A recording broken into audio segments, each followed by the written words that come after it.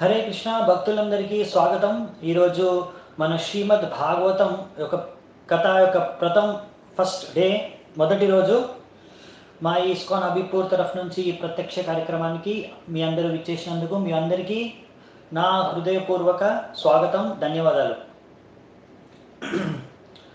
మనము ఈరోజు programmes start చేసే ముందు, మొదలుపెట్టే ముందు నేను జస్ట్ చెక్ చేద్దాం అనుకుంటున్నాను, మీకు నా సౌండ్ క్వాలిటీ క్లియర్గా వినిపిస్తుందా నేను మాట్లాడేది, మరియు వీడియోలో ఏం ప్రాబ్లం లేదు కదా, మీకు పిక్చర్ క్లియర్గా ఉంది కదా.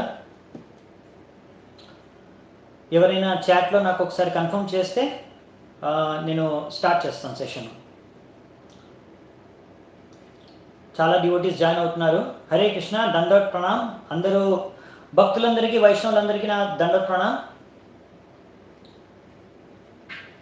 Okay, thank you very much. చాలామంది నాకు కన్ఫర్మ్ చేస్తున్నారు, పర్వాలేదు, అంత సరిగ్గా వినిపిస్తుంది, క్లియర్గా ఉందని. Thank you so much. మనం స్టార్ట్ చేద్దాము. స్టార్ట్ చేసే కన్నా ముందు మనము మంగళాచరణ్ మనము ప్రేయర్స్ని చదువుకుందాము.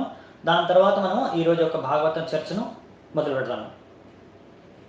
మీ అందరూ కూడా మీ ఇళ్ళలో ఎక్కడైతే మీరు ఉన్నారో అక్కడ నుంచి మీరు మంగళాచరణ్ మీరు కూడా చేయొచ్చు. ఓం అజ్ఞానతిమిరంధస్య జ్ఞానాంజనాశలాకయ చక్షురున్మిలితం యేన తస్మై శ్రీగురవే నమః. శ్రీచైతన్యమనోభీష్టం స్థాపితం యేన భూతలే స్వయం రూపః కదా మह्यं దదాతి స్వపదాంతికం. వందేహం శ్రీగురూన్ శ్రీయుతాపదకమలం శ్రీగురూన్ వైష్ణవాంశ్చ శ్రీరూపం సాగ్రజాతం సహగణా రఘునాథాన్వితాం తం సజీవం సాద్వైతం సావధూతం పరిజనాసహితం కృష్ణచైతన్యదేవం శ్రీరాధా కృష్ణపాదాం సహగణా లలితా శ్రీవిశాఖాన్వితాంశ్చ. నమో ఓం విష్ణుపాదాయ కృష్ణప్రేష్టాయ భూతలే శ్రీమతే భక్తివేదాంత స్వామినితి నామినే.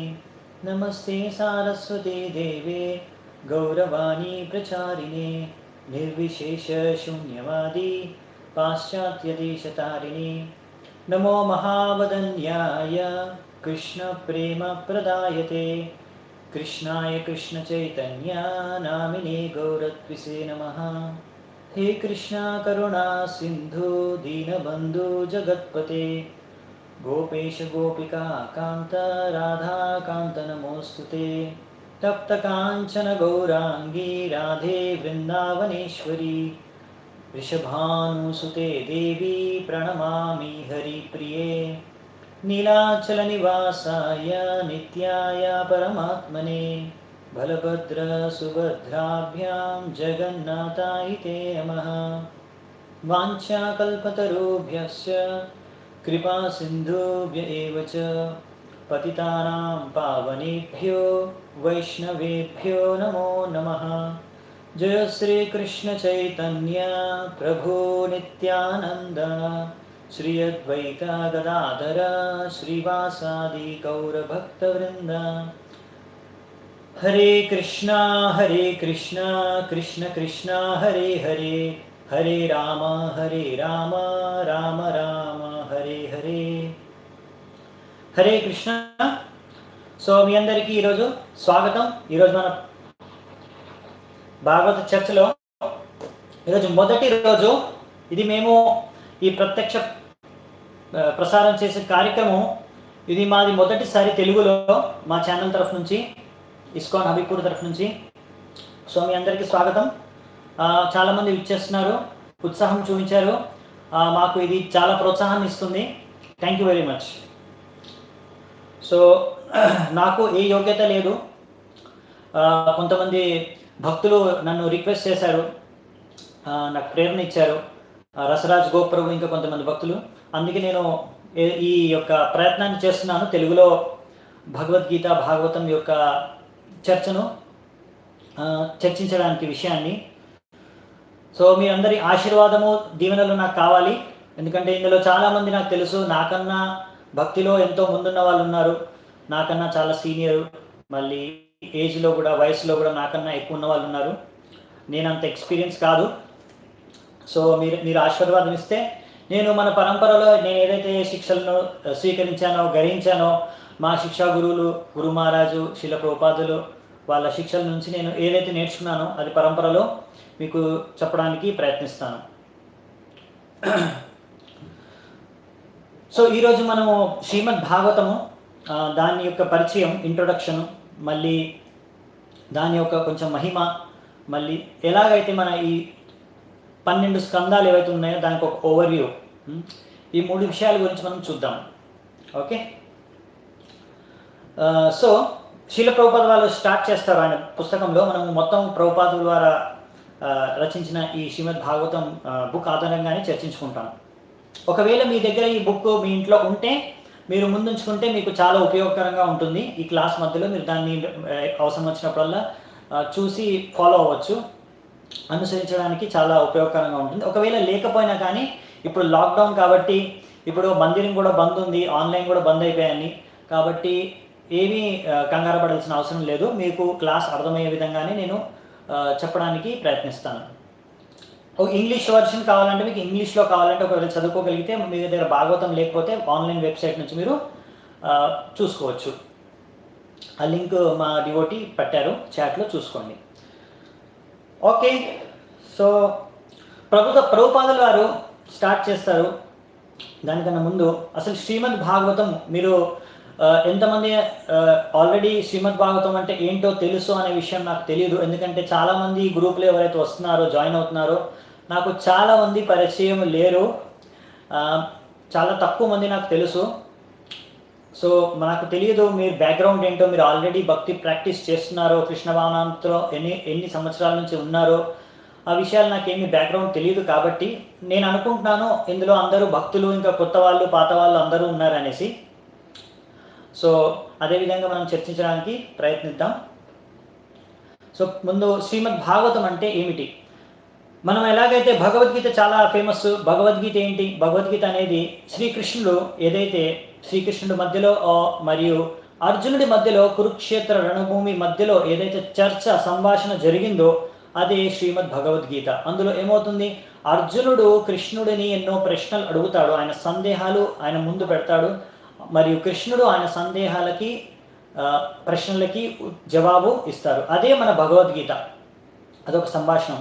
అలాగే ఈ శ్రీమద్ భాగవతం కూడా ఇది మహాపురాణము. ఇందులో కూడా పరీక్షిత్ మహారాజు ఆయన ప్రశ్నలు సుఖదేవ్ గోస్వామి ముందు ఉంచుతాడు. మరి సుఖదేవ్ గోస్వామి వారు ఆయన ప్రశ్నలకి సమాధానం ఇస్తారు. సో ఇది శ్రీమద్ భాగవతం యొక్క విషయం. మరి మనం అడగొచ్చు, అరే శ్రీమద్ భాగవతము పరీక్షిత్ మహారాజు అడిగే ప్రశ్న, అది సుఖదేవ్ గోస్వామి ఆయనకు ఆన్సర్ ఇస్తాడు, ఉత్తరం ఇస్తాడు, జవాబిస్తాడు, దాంతో మనకేమి పని, మనకేమి అవసరం, అది తెలుసుకొని మనం ఏం చేస్తాం, మనకేమి లాభం అని మీరు అనుకోవచ్చు. అందుకని శ్రీల ప్రభుపాద వారు ముందుగా ఆ విషయాన్ని చెప్తారు. ఈ శ్రీమద్ భాగవతంలో ఉన్న జ్ఞానం ఎంత ఉన్నతమైనదంటే, ఎంత మనకి అవసరమో ఆ విషయాన్ని మొట్టమొదటిసారిగా ఫస్ట్ ప్రభుపాదు అదే విషయాన్ని చెప్తారు. ఎందుకంటే ముందు ప్రజలు అర్థం చేసుకోవాలి, ఇది మాకు అవసరము, ఇది మాకు ఉపయోగకరము అని. అందుకనే శిల ప్రభుపాదులు అని అంటారు, ఈ శ్రీమద్ భాగవతము చాలా అవసరము. ప్రస్తుతం ఉన్న సమాజంలో ఎన్నో సమస్యలు ఉన్నాయి, ప్రజలు ఎన్నో దుఃఖాలకు లోనవుతున్నారు, వీటన్నిటికీ పరిష్కారము, మార్గము ఒక్కటే, అది శ్రీమద్ భాగవతము. సో మనకి ఇది అర్థం చేసుకోవాలి. భాగవతం అనేది మన జీవితంలో ఎప్పుడైతే తీసుకొని వస్తామో అది మన జీవితాన్ని మార్చేస్తుంది, మన జీవితాన్ని సంతోషాన్ని, ఆనందాన్నితో నింపుతుంది. అది మనొక్కరే కాదు, ఎవరి జీవితంలో వస్తే వాళ్ళ జీవితంలో సుఖ సంతోషాలు, ఆనందము, ఆధ్యాత్మిక ఆనందము వాళ్ళ అనుభూతి చెందుతారు. అందుకే ఎప్పుడైతే ఒకరు ఆధ్యాత్మిక ఆనందాన్ని అనుభవిస్తారో అప్పుడు వాళ్ళకి ఈ జగత్తులో ఎన్ని కష్టాలు ఉన్నా, ఎన్ని ప్రాబ్లమ్స్ ఉన్నా అది వాళ్ళకి ఎక్కువగా వాళ్ళని భయపడి పెట్టవు. ఎలాగైతే ఇప్పుడు మనకి ఇక్కడ కరోనా పాండమిక్, కరోనా యొక్క మహమ్మారి మొత్తం ప్రపంచాన్ని అంతా తినేస్తుంది. అందరూ భయపడుతున్నారు దాంతో. ఏం చేయాలో తెలియదు. ఇలాంటి పరిస్థితి. అలాంటి పరిస్థితి ఈ పరీక్షిత్ మహారాజ్ కూడా ఒకటి ఉండేది. ఏంటి అది అంటే, పరీక్షిత్ మహారాజ్కి ఒక శాపం తగిలి ఆయన 7 రోజుల్లో మరణించాల్సిన అవస్థ వచ్చింది. అప్పుడు ఆయనకు తెలిసినప్పుడు, నేను 7 రోజుల తర్వాత నేను మరణిస్తాను, నా దగ్గర ఇంకా 7 రోజులు మాత్రమే ఉన్నాయి బ్రతకడానికి, ఇప్పుడు నా జీవితాన్ని నేను సార్థకం చేసుకోవాలి, నేను భగవద్ధామానికి ఎలా వెళ్ళాలి, దానికి దారేంది, ఒక మనిషి ఒక మృత్యు సమయంలో ఏమి చేయవలసి ఉన్నది, జీవితం మొత్తంలో ఏమి చేయాల్సింది అనే విషయాలు, చాలా ప్రశ్నలు మన అందరికీ ఉపయోగపడే ప్రశ్నలు కూడా, మన అందరి కోసం కూడా ఆయన సుఖదేవ్ గోస్వామి మహారాజ్ అడుగుతారు. అందుకనే సుఖదేవ్ గోస్వామి మహారాజ్ చెప్పే ఉత్తరము ఒక్క పరీక్షిత్ మహారాజ్కే కాదు, మన అందరికీ, మొత్తం సంపూర్ణ మానవ జాతికి చాలా ఉపయోగకరము, మానవ జాతికి కళ్యాణం. అందుకనే మనము ఇక్కడ ఇది అర్థం చేసుకోవాలి. ఈ శ్రీమద్ భాగవతము, అందులో ఉన్న జ్ఞానము ప్రస్తుతం ఉన్న సమాజంలో ప్రతి ఒక్కరికి చాలా అవసరము. ప్రభుపాదుల వారు అంటున్నారు, ఇప్పుడున్న ఆధునిక ప్రపంచంలో చాలామంది ప్రజలు ఎంతో ప్రగతి చెందారు. అంటే భౌతిక సదుపాయాలను తీసుకొని, టెక్నాలజీని తీసుకొని, ఇప్పుడు మనం ఈ టెక్నాలజీ, ఇంటర్నెట్ సహాయం వల్లనే ఇప్పుడు మీరు ఎక్కడెక్కడో ఉన్నారు, కానీ ఈ క్లాస్లో, ఈ ప్రసంగంలో మీరు భాగస్వాములు అవ్వడానికి ఈ టెక్నాలజీ కారణం. కానీ ప్రభుపాదులు అంటారు, ఇది ఒక లాభము, కానీ ఇది సంపూర్ణ జ్ఞానం కాదు. ఎందుకంటే మనము చూస్తున్నాం, ఇంత చదివినా కానీ జనాలు, ప్రజలందరూ ఇంత ఉన్నతి చెందినా కానీ, భౌతిక సదుపాయాలలో ఎంతో ధనాన్ని సంపాదించినా కానీ వాళ్ళ జీవితాల్లో సుఖం అనేది లేదు, ఆనందం అనేది లేదు. ప్రతి ఒక్కరు చిన్న చిన్న విషయాల పట్ల కోపగ్రాంతులై దెబ్బలాడుకుంటున్నారు. కాబట్టి ఎందుకు ఇలా అవుతుంది? ఇంత చదివి, ఇంత ఉన్నత భౌతిక రంగంలో ఇంత ఉన్నతిని సాధించిన వారు ఎందుకు ఇలా చిన్న చిన్న విషయాల్ని ప్రతి ఒక్కరు కొట్లాడుకుంటున్నారు? ఒక మనిషి ఇంకో మనిషితోని, ఒక అన్నయ్య తమ్ముడితోని, ఒక తండ్రి తన కొడుకుతోని, ఒక భార్య తన భర్తతోని, ఒక దేశం ఇంకో దేశంతోని ఎందుకు ఇలా కొట్లాడుకుంటున్నాయి, దెబ్బలాడుకుంటున్నాయి? ఎందుకు ఇంత కలహం ఉంది? ఎందుకంటే ఇది కలియుగం అంటే కలహం. ఒక ఇద్దరు వ్యక్తుల ముందు, ఇద్దరు దేశాల ముందు, రెండు రాష్ట్రాల ముందు మధ్యలో ఈ కలహం సృష్టించడమే ఈ కలియుగం యొక్క లక్షణం. సో ఈ కలియుగ ప్రభావం నుంచి ఎలా మనం రక్షించుకోగలము, దానికి సమాధానం ఏంటి, దానికి మందు ఏంటి? అదే శ్రీమద్ భాగవతము. ఎలాగైతే ఇది మనం అర్థం చేసుకోవాలి. అది అర్థం చేసుకుంటే ఎలా మనము ఇలాంటి చిన్న చిన్న విషయాలకి మనము కోపగ్రాంతులమై దెబ్బలాడుకోవడం మానేస్తాము. ఆ విషయం మనం అర్థం చేసుకోవడానికి ఒక చిన్న ఉదాహరణ చెప్తాను. ఒకవేళ మీరు చూసే ఉంటారు, పిల్లలు చిన్న చిన్న విషయాలకి, చిన్న చిన్న బొమ్మల కోసం వాళ్ళు ఎప్పుడూ గొడవ పడుతూ ఉంటారు. అలాగే ఒకసారి ఇద్దరు పిల్లలు ఒక నారింజ పండు, ఒక నారింజ పండు ఒక అన్న చెల్లి ఇద్దరు ఒకేసారి పట్టుకొని వాళ్ళన్న నాకు కావాలని, ఒకటే నారింజ పండు ఉంది ఇంట్లో, వాళ్ళ ఇంట్లో ఒకే నారింజ పండు ఉంది. అన్న చెల్లి ఇద్దరు పట్టుకున్నారు ఒకేసారి ఆ నారింజ పండుని, ఇద్దరు దెబ్బలాడుకున్నారు, నాకు కావాలి, నాకు మొత్తం నారింజ పండు కావాలి. అప్పుడు వాళ్ళ తల్లిదండ్రులు అక్కడికి వచ్చి చూశారు, ఏందమ్మా ఎందుకు కొట్లాడుకున్నారు ఇద్దరు, మీరు ఇలా కొట్లాడుకోవడం బాగాలేదు, మీకు ఇద్దరికి నారింజ పండు కావాలంటే అప్పుడు ఆ సమస్యని ఎలా సమాధానం చేస్తారు ఎవరి తల్లిదండ్రులైనా? ఇద్దరు పిల్లలకి ఒకే నారింజ పండు కావాలి, ఏం చేస్తారు మీరందరూ? ఒకవేళ మీరు ఆ స్థానంలో ఉంటే మీరు ఏం చేస్తారు? ఇది నేను ప్రశ్న అడుగుతున్నాను, ఒకటి రెండు సమాధానం చూస్తాను, తర్వాత నేను చెప్తాను. ఎక్కువసేపు వెయిట్ చేయను, ఎందుకంటే మనకు టైం వేస్ట్ అవుతుంది, సమయం చాలా విలువైంది. ఒకవేళ మీరే ఆ తల్లిదండ్రుల పొజిషన్లో ఉంటే, okay, waiting to hear this kind of for so many years. Okay, sorry, that's fine, thank you very much. Yes, మనకి ఇక్కడ ఆన్సర్లు వస్తున్నాయి. రసరాజ్ గోపురం విల్ కట్ అండ్ డివైడ్, రెండు భాగాలు చేసేసి, ఇదిగో అమ్మ నువ్వు ఆ సగం ఆ నారింజ పండు తీసుకో, నువ్వు సగం నారింజ పండు తీసుకో, మీరు దెబ్బలాడుకోకండి, ఇద్దరు సంతోషంగా ఉండండి అలా చెప్తాం కదా. కానీ దానికి ముందు మీరు ఒక ప్రశ్న అడగాలి. ఆ ప్రశ్న ఏంటో తెలుసా? ఆ అబ్బాయిని అమ్మాయిని, మీ కొడుకుని కూతుర్ని అడగాలి. ఏమని? అమ్మ నీకు ఎందుకు ఈ నారింజ పండు కావాలి, బాబు నీకు ఎందుకు ఈ నారింజ పండు కావాలి? ఇది చాలా ఇంపార్టెంట్ ప్రశ్న. ఇది చాలామంది చేయరు. ఇదొక ఉదాహరణ చెప్తున్నా. ఎందుకు అంటే ఈ ఘటనలో మీకు ఎక్స్ప్లెయిన్ చేస్తాను ఈ ఘటన ద్వారా. అలా ప్రశ్న అడిగినప్పుడు ఆ తల్లిదండ్రులు వాళ్ళని అడిగారు, ఎందుకమ్మా నీకు నారింజ పండు కావాలి అని. అప్పుడు వాళ్ళ అబ్బాయి అన్నాడు, నాకు నారింజ పైన ఉన్న తోలు ఉంది కదా, దాంతో నేను ఆడుకోవాలి, నాకు అది కావాలి అని. అప్పుడు ఆ పాప అన్నది, నాకు లోపల ఉన్న నారింజ పండు ఉంది కదా, దాన్ని జ్యూస్ చేసుకొని నేను తాగాలనుకుంటున్నాను అని. అప్పుడు వాళ్ళు ఏం చేశారు, పైన ఉన్న తోలు తీసేసి ఆయనకు తోలు ఇచ్చేశారు, పైన ఉన్న చర్మాన్ని, లోపల ఉన్న పండుని ఆ అమ్మాయికి ఇచ్చేశారు. సో ఇద్దరు హ్యాపీ. అదే సగం సగం చేసేస్తే వాళ్ళిద్దరు హ్యాపీగా ఉండేవాళ్ళ? లేదే. సో ముందు మనం దీని నుంచి మనం నేర్చుకునేది ఏంటి? ఈ కథ ఎందుకు చెప్పాను నేను? దానికి శ్రీమద్ భాగవతంకి సంబంధం ఏంటి చెప్పండి. ఏంటంటే ఇక్కడ మనం ముందు సమస్య అనేది ఏంటి, దాని మూలం ఏంటి అనేది అర్థం చేసుకోవాలి. అప్పుడు మనం అన్ని ప్రాబ్లమ్స్కి పరిష్కారాన్ని వెతుక్కోవచ్చు. అర్థమవుతుంది కదా? సో మనం ఎందుకు కష్టపడుతున్నాము, ఈ జగత్తులో మనం ఎందుకు ఇలా దెబ్బలాడుకుంటున్నాము, దీనికి కారణం ఏంటి, అసలు కారణం ఏంటి, ఆ విషయాన్ని మనం తెలుసుకుంటే అప్పుడు మీరు చూస్తారు, ఎలాగైతే చిన్నపిల్లలు ఎప్పుడైతే ఒక చిన్న కారు బొమ్మకో చిన్న ఇల్లు బొమ్మకో దెబ్బలాడుకుంటారు, అప్పుడు మీకు ఏమనిపిస్తుంది, అబ్బా వీళ్ళు ఏంటి ఎప్పుడు నా తలకాయ తింటున్నారు, చిన్న చిన్న విషయాలకి చిన్న చిన్న బొమ్మలకి వీళ్ళు కొట్టుకుంటున్నారు అని. అవునా? వీళ్ళు ఎప్పుడు పెద్దవాళ్ళు అవుతారు, ఇలాంటి చిన్న చిన్న విషయాలకి కొట్టుకోవడం మానేసి ఏదో మంచి పని చేసి పెడతారు, నాకు కొంచెం సహాయపడేటట్టు అవుతారు అని ఆలోచిస్తారా మీరు తల్లిదండ్రులు? పెద్దగా అయిపోయినా కూడా పిల్లలు 20 ఏళ్ళ వయసు వచ్చినా కూడా చిన్న బొమ్మలు తీసుకొని కొట్లాడుకుంటే మీకు ఎలా అనిపిస్తుంది? వీరికి ఏదో ప్రాబ్లం ఉంది అనిపిస్తుంది కదా, వీడికి ఏదో రోగం ఉన్నట్టుంది, మెదడు పని చేయదేమో అనిపిస్తుంది. అంతేనా? డాక్టర్ దగ్గర తీసుకెళ్తారు ఆయన. ఇప్పుడు అందరి పరిస్థితి అదే. భగవంతుడు మన పరమపిత, మనమందరం భగవంతుడి సంతానము. మనం ఏం చేస్తున్నాం, ఒకరికొకరు కొట్లాడుకుంటున్నాం. ఇది నా దేశం, ఇది నా ఇల్లు, ఇది నా ప్రాపర్టీ, అలా ఒకరికొకరు ఫ్యామిలీలో కానీ బయట కానీ మిత్రులం కానీ కొట్లాడుకుంటున్నాం. అవునా? భగవంతుడు చూసి నవ్వుకుంటున్నాడు, వీళ్ళేంద్ర బాబు, నేను వీళ్ళని ఉద్ధరిద్దామని ప్రయత్నిస్తుంటే వీళ్ళేమో వినట్లేదు, ఎప్పుడు వీళ్ళు బాగుపడతారు, వీళ్ళు ఎప్పుడు అర్థం చేసుకుంటారు, జీవితం యొక్క ఉద్దేశం ఏంటి, ఎలా ఆనందపడాలి, ఎలా ఆనందాన్ని సంపాదించుకోవాలని. సో ఈ కరుణ, భగవంతుడి యొక్క దయ రూపమే ఇది శ్రీమద్ భాగవతం.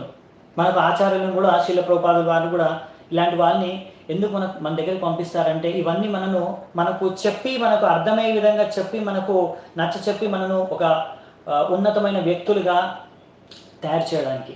కాబట్టి ఈ యొక్క భాగవతం యొక్క జ్ఞానం అనేది చాలా చాలా చాలా ఇప్పుడున్న పరిస్థితిలో ప్రతి ఒక్కరికి అవసరం. ఇదేదో భక్తులు ఓన్లీ కృష్ణుడిని పూజించే వాళ్ళకే కాదు, ప్రతి ఒక్క మనిషి ప్రతి అతనికి భగవద్గీత, భాగవతం, శ్రీమద్ భాగవతం అనే జ్ఞానం అవసరం. అప్పుడే అన్ని సమస్యలు పరిష్కారం అవుతాయి. ఇది అవ్వాలంటే ఎలా? దానికి ప్రభుపాదుల వారు ఇక్కడ రాశారు, ఒక సజెషన్, ఒక ఐడియా ఇచ్చారు. ఏమని? ప్రహ్లాద్ మహారాజు చిన్న ఉన్నప్పుడు ఆయన వయసులో స్కూల్కి వెళ్ళేవాడు. అప్పుడే ఆయన వాళ్ళకు ఫ్రెండ్స్కి, వాళ్ళ మిత్రులకి ఆయన బోధించేవారు శిక్షల్ని. సో ఆయన ఏమన్నాడు, ఇక్కడ ప్రభుపాదుల వారు ప్రహ్లాద్ మహారాజ్ ఇన్స్టిట్యూట్ చేస్తున్నారు, ఈయన డివోటీ స్టూడెంట్, ఒక భక్తుడు మరియు ఒక స్టూడెంట్ భక్తుడు. సో ఆయన ఏమన్నాడు, కౌమారం ఆచరేత్ ప్రజ్ఞో ధర్మాన్ భాగవతానిహ దుర్లభం మానుషం జన్మ తద్యవ్యధ్రువం అర్థదం. సో ఆయన అంటున్నాడు ఏంటి, మనము ఈ భాగవత్ ధర్మాన్ని, ఏదైతే భాగవతంలో మనం శిక్షణలు ఉన్నాయో ఇవన్నీ మనం ఎప్పుడు నేర్చుకోవాలి, ఎప్పటి నుంచి? అందరూ అంటారు ఎప్పుడో వయసు అయిపోయినాక, రిటైర్ అయిపోయిన తర్వాత 60 ఏళ్ళ తర్వాత కదా ఇవన్నీ భాగవతము ఇవన్నీ నేర్చుకోవడం. కాదు. ప్రహ్లాద మహారాజ్ ఏమన్నాడు, 5 సంవత్సరాల వయసు నుంచి, అంతకన్నా లోపే, కౌమారం అంటే 5 సంవత్సరాల వరకు మనం ఎప్పుడైతే స్కూల్ పంపిస్తామో మన పిల్లల్ని, ఆ వయసులోనే నేర్చుకోవడం ఆరంభించాలి. కౌమారం ఆచర్యత, అప్పటి నుంచి ఆచరణలో పెట్టాలి మనం ఈ భాగవతం యొక్క శిక్షణలను నేర్చుకోవడం. పరీక్షిత్ మహారాజుకు ఎప్పుడైతే టైం దొరికిందో, 7 రోజులు ఉన్నాయి మీ దగ్గర, అంతే, ఏం చేస్తారని మొత్తం ఆయన దగ్గర ఉన్న, ఆయన మొత్తం రాజ్యం, మొత్తం భూమి మండలానికి ఆయన అధిపతి, రాజు. అలాంటి పరీక్షిత్ మహారాజు ఇంత సంపాదన, ఇంత సంపత్తిని, ఇంత మంచి పరివారాన్ని అన్నీ వదిలేసి ఎందుకు 7 రోజులు మొత్తం సుఖదేవ్ గోస్వామి తినడం మానేసి, నీళ్లు తాగడం మానేసి, నిద్రపోవడం కూడా మానేసి శ్రీమద్ భాగవతాన్ని శ్రవణం చేశాడు? అంత ముఖ్యమైనది. మరి మనకు తెలుసా మనకి ఎంత టైం ఉందో? ఆయనకు అట్లీస్ట్ కనీసం తెలుసు ఒక 7 రోజుల సమయం ఇంకా నా దగ్గర ఉంది. కన్ఫర్మ్ తెలుసు ఆయనకి నిశ్చితంగా. మనకు నిశ్చితంగా తెలుసా మన దగ్గర ఎంత సమయం ఉందో? ఇప్పుడు చూడండి, కరోనా వలన ఎంతమంది చనిపోతున్నారు, ఈ వైరస్ వలన. మన భక్తులు కూడా కొంతమంది మరణించారు. మనకు ఎప్పుడైనా ఏదైనా కావచ్చు. పదం పదం యత్ విపదమం, ఇది అంటుంది భాగవతం చెప్తుంది. ప్రతి పదంలో ఒక విపదం ఉందని. అలాంటప్పుడు మనము నిత్యం భాగవత సేవయ అంటే ప్రతి సమయంలో ప్రతి క్షణంలో మనం భాగవత సేవ, భాగవత స్మరణం, భాగవత పఠనం, భాగవత శ్రవణం చేయాలి. అది భాగవతం మనకి చెబుతుంది. మనం ఇవన్నీ శ్లోకాలని మనం మెల్లమెల్లిగా డైలీ చూద్దామంట. ఇప్పుడు మనం ప్రభుపాదుల వారి యొక్క విషయాన్ని ఇంకా చర్చించుకుందాము. ఇక్కడ ప్రభుపాదుల వారు అంటారు, అందుకే మనము ఈ భాగవతాన్ని చిన్న పిల్లల నుంచి నేర్చుకోవాలంటే మన స్కూళ్ళల్లో, కాలేజీల్లో వీటిని చదివించాలి, భాగవతం, భగవద్గీత. అప్పుడు ఈ సమస్యలు సమాధానం అవుతాయి, పరిష్కారం అవుతాయి ఇక్కడ మన సమాజంలో ఉన్నవి. కాబట్టి ఈ భాగవతం అనేది ఏదైతే ఉందో దీన్ని మన వ్యాసదేవులు వారు రచించారనమాట. ఎందుకంటే ఇది ఈ కలియుగానికి ఒక శ్రీరామ రక్షణ అన్నమాట. కలియుగంలో అందరూ ఈ జ్ఞానం లేక అజ్ఞానంలో మునిగి అంధకారంలో ఉంటే ఈ భాగవతం అనేది ఒక జ్యోతి, ఒక లైట్, ప్రకాశాన్ని వాళ్ళకు కల్పిస్తున్నమాట. ఇక్కడ నాకు ఒక ఫోటో ఉంది, చూపించడానికి ట్రై చేస్తున్నాను. చూడండి, మీకు కనిపిస్తుంది అనుకుంటున్నా. మీ దగ్గర భాగవతం ఉంటే చూడొచ్చు. ఈ ఫోటోని చూసారా మీరు? అందరికి కనిపిస్తుందా క్లియర్గా? హరే కృష్ణ. ఓకే, అది ఏదో ఇంటర్నెట్లో కొద్దిగా ప్రాబ్లం వచ్చి కొద్దిగా బ్రేక్ అయింది. మళ్ళీ చూపిస్తున్నాను. చూడండి, ఈ ఫోటో చూసారు కదా, ఇందులో పైన మీరు చూడండి ఒక ఋషి ఉన్నాడు. ఆయన వ్యాసదేవుడు. ఆయన ఏం చేస్తున్నాడు? ఒక బుక్ పట్టుకున్నాడు. అదేంటి? శ్రీమద్ భాగవతం. అందులోంచి లైట్ వస్తుంది, ఎంతో వెలుగు వస్తుంది.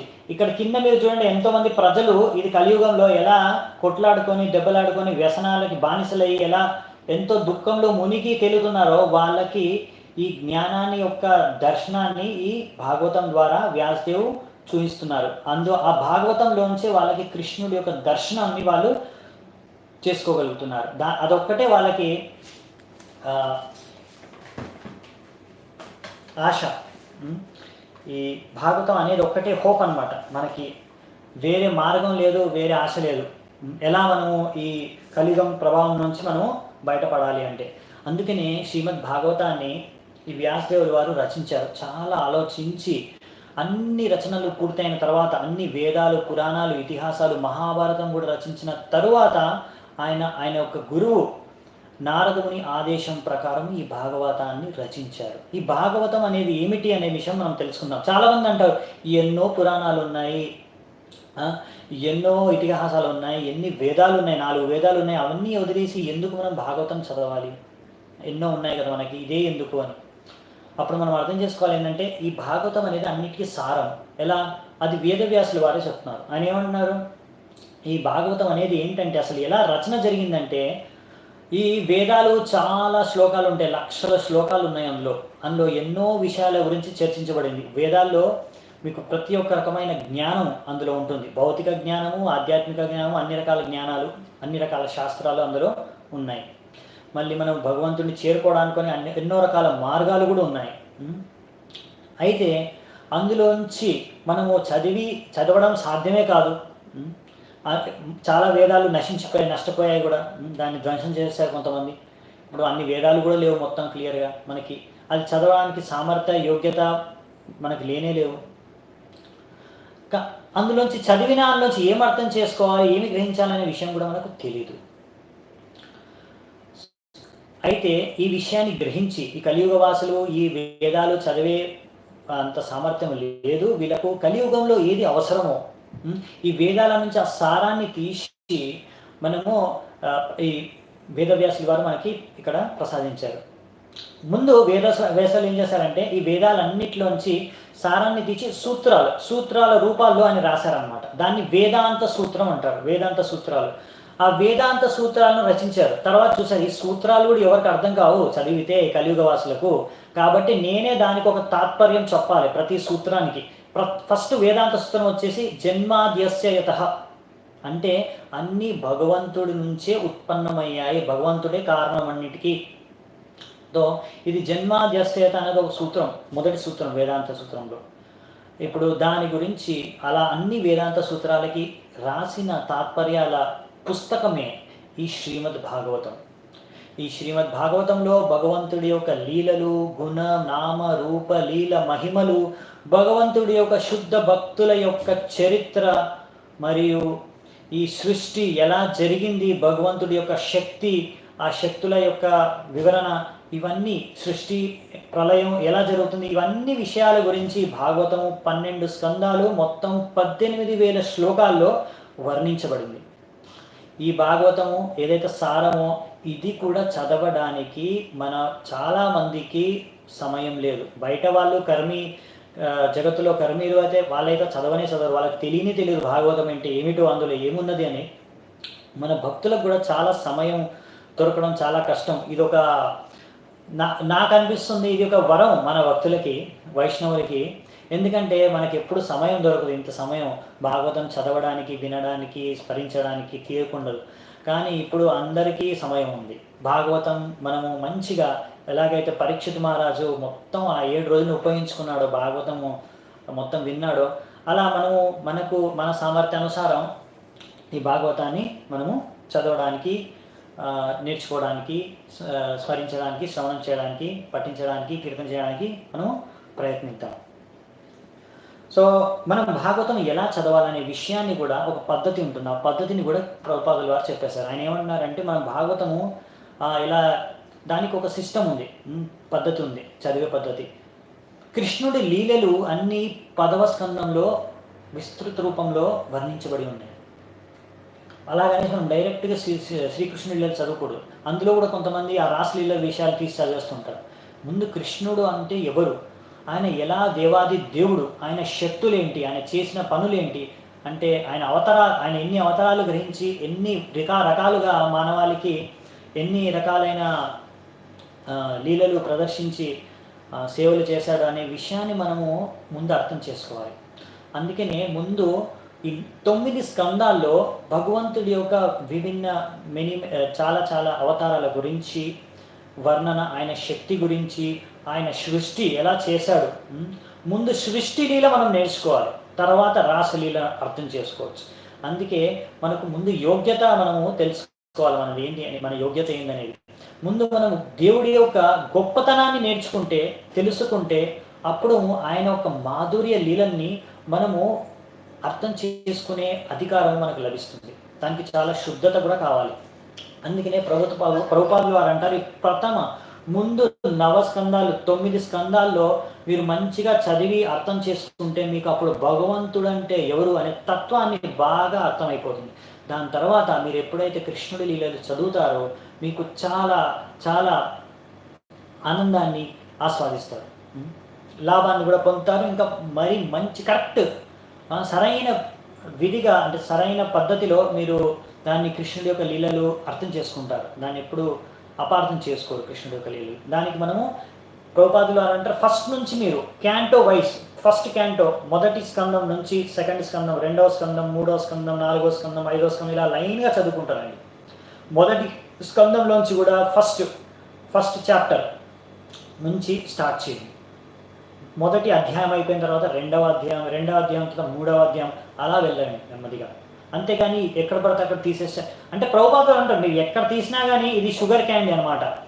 మనము ఇది ఒక స్వీట్, ఎక్కడి నుంచి మీరు ఏ సైడ్ నుంచి కొరికినా తీయగానే ఉంటుంది. కానీ ప్రభుపాదులు అంటారు మనకు అంత యోగ్యత లేదు అలా చదవడానికి, కాబట్టి మీరు కొద్దిగా టేస్ట్ చేయండి, మధ్యలో ఎక్కడైనా కొద్దిగా టేస్ట్ ఇప్పుడే వినుంటారు, ఎన్నోసార్లు మీరు ఎక్కడో భాగవత కథలు చాలా వినుంటారు. కాబట్టి మీకు అర్థమైంది భాగవతంలో చాలా టేస్టీ, అంటే చాలా విషయాలు ఉన్నాయి మనకు మంచి ఆనందాన్ని ఇచ్చే ఆధ్యాత్మిక రూపంలో. కాబట్టి ఈ టేస్ట్ మీకు సరిపోతుంది. ఇప్పుడు మీరు భాగవతాన్ని ఫస్ట్ నుంచి పఠించండి, శ్రవణం చేయండి, చదవండి అని శీల ప్రభుపాదుల వారు మనకి చెప్తున్నారు. మరి శీల ప్రభుపాదులు అంతేకాకుండా ఆయన శీల ప్రభుపాదుల వారు శుద్ధ భక్తులు. శీల ప్రభుపాదుల వారు శుద్ధ భక్తులు, ఆయనకి ఏమీ లోపాలు లేవు. అయినా కానీ ఆయన ఒక నమ్రత మీరు ఆయన తొలి పలుకులోనే చూస్తారు. ఈ యొక్క భాగవతం ముందు ఆయన ఏమంటాడు, నేను ఈ భాగవతాన్ని రచిస్తున్నాను ఇంగ్లీష్లో ప్రథమంగా ఈ ఇంగ్లీష్లో అనువాదం చేసింది, సంస్కృతంలోంచి ఇంగ్లీష్లో అనువాదం చేసింది శీల ప్రభుపాద వారు. ఇంతకుముందు శీల ప్రభుపాద వారు భగవద్గీతను కూడా ఇంగ్లీష్లో అనువాదం చేశారు, కానీ ఆ సమయంలో అప్పటికే చాలామంది భగవద్గీతని ఇంగ్లీష్లో అనువాదం చేసేశారు. కానీ అవి ప్రామాణికమైన అనువాదాలు కాదు కాబట్టి మళ్ళీ దాన్ని ప్రభుపాదుల వారు ఇంగ్లీష్లో అనువాదం చేశారు. కానీ శ్రీమద్ భాగవతం మొట్టమొదటిసారి ప్రభుపాదుల వారు అనువాదం చేసింది.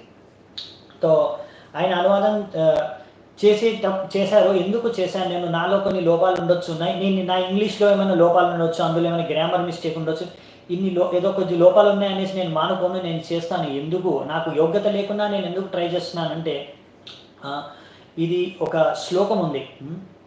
ఆ శ్లోకం యొక్క అర్థం మనం అర్థం చేసుకుంటే ప్రభుపాద ఆ భావనతోని భాగవతాన్ని రచించారు. అది మనం అర్థం చేసుకోవాలి, ఆ భావన ఏంటనేది. ఆ శ్లోకం భాగవతంలో కూడా వస్తుంది. తద్వాగ్విసర్గో జనతాగ విప్లవో యస్మిన్ ప్రతిశ్లోకమబద్ధవత్యపి నామాన్యనంతస్య యశోంకితాని యత్ శృణ్వంతి గాయంతి గృణంతి సాధవా. సో ఈ శ్లోక యొక్క అర్థం ఏంటంటే, తద్వాగ్విసర్గో జనతాగ విప్లవో, ఇది జనాల హృదయాల్లో విప్లవాన్ని సృష్టిస్తుంది, క్రాంతిని సృష్టిస్తుంది, అంటే పరివర్తన చేస్తుంది జనాలని.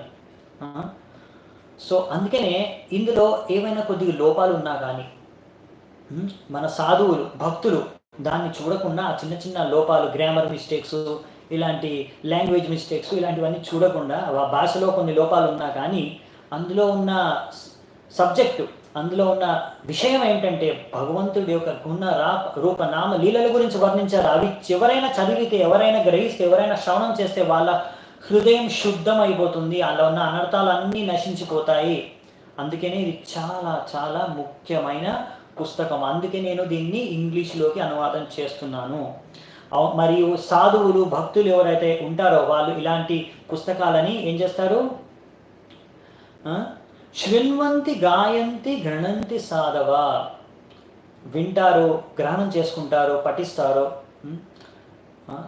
ఎందుకనే శీల ప్రభుపాద వారు ఇది రచించారు. ఇక మనం శీల ప్రభుపాద వారి గురించి ఆయన ఎందుకు రచించారో, ఏ భావనతో రచించారో మనం తెలుసుకుందాం. మనకైతే ఏమీ యోగ్యత లేదు శీల ప్రభుపాదుల వారి ముందు, నాకైతే అస్సలు యోగ్యత లేదు. ఏదో కొంతమంది భక్తులు రిక్వెస్ట్ చేశారు, నేను సరే ఈ విధంగా నేను కూడా చదువుకుంటాను, నాకు కూడా హృదయం నాది కూడా శుద్ధీకరణ అవుతుంది, నాకు అనర్థాలు ఉన్నాయి, నేను శుద్ధ భక్తుడిని కాదు. కానీ ప్రభుపాదులు అంటారు, మనము ఇప్పుడు మనం చదువుతాం, ఇంకా చూస్తాము, అందరినీ ప్రచారం చేయమంటాడు, మనము నేర్చుకోవాలి, మనం నేర్చుకున్నది ఇంకొకరు చెప్పాలి అని. సో అదే ప్రయత్నంగా ఒకవేళ ఈ యొక్క భాగవతం వలన, ఈ క్లాసుల వలన మీకేమైనా లాభం పొంది, మీకేమైనా ఆధ్యాత్మికంగా లాభం ఉంటే నేను చాలా సంతోషపడతాను, ఒక్కరికైనా కానీ.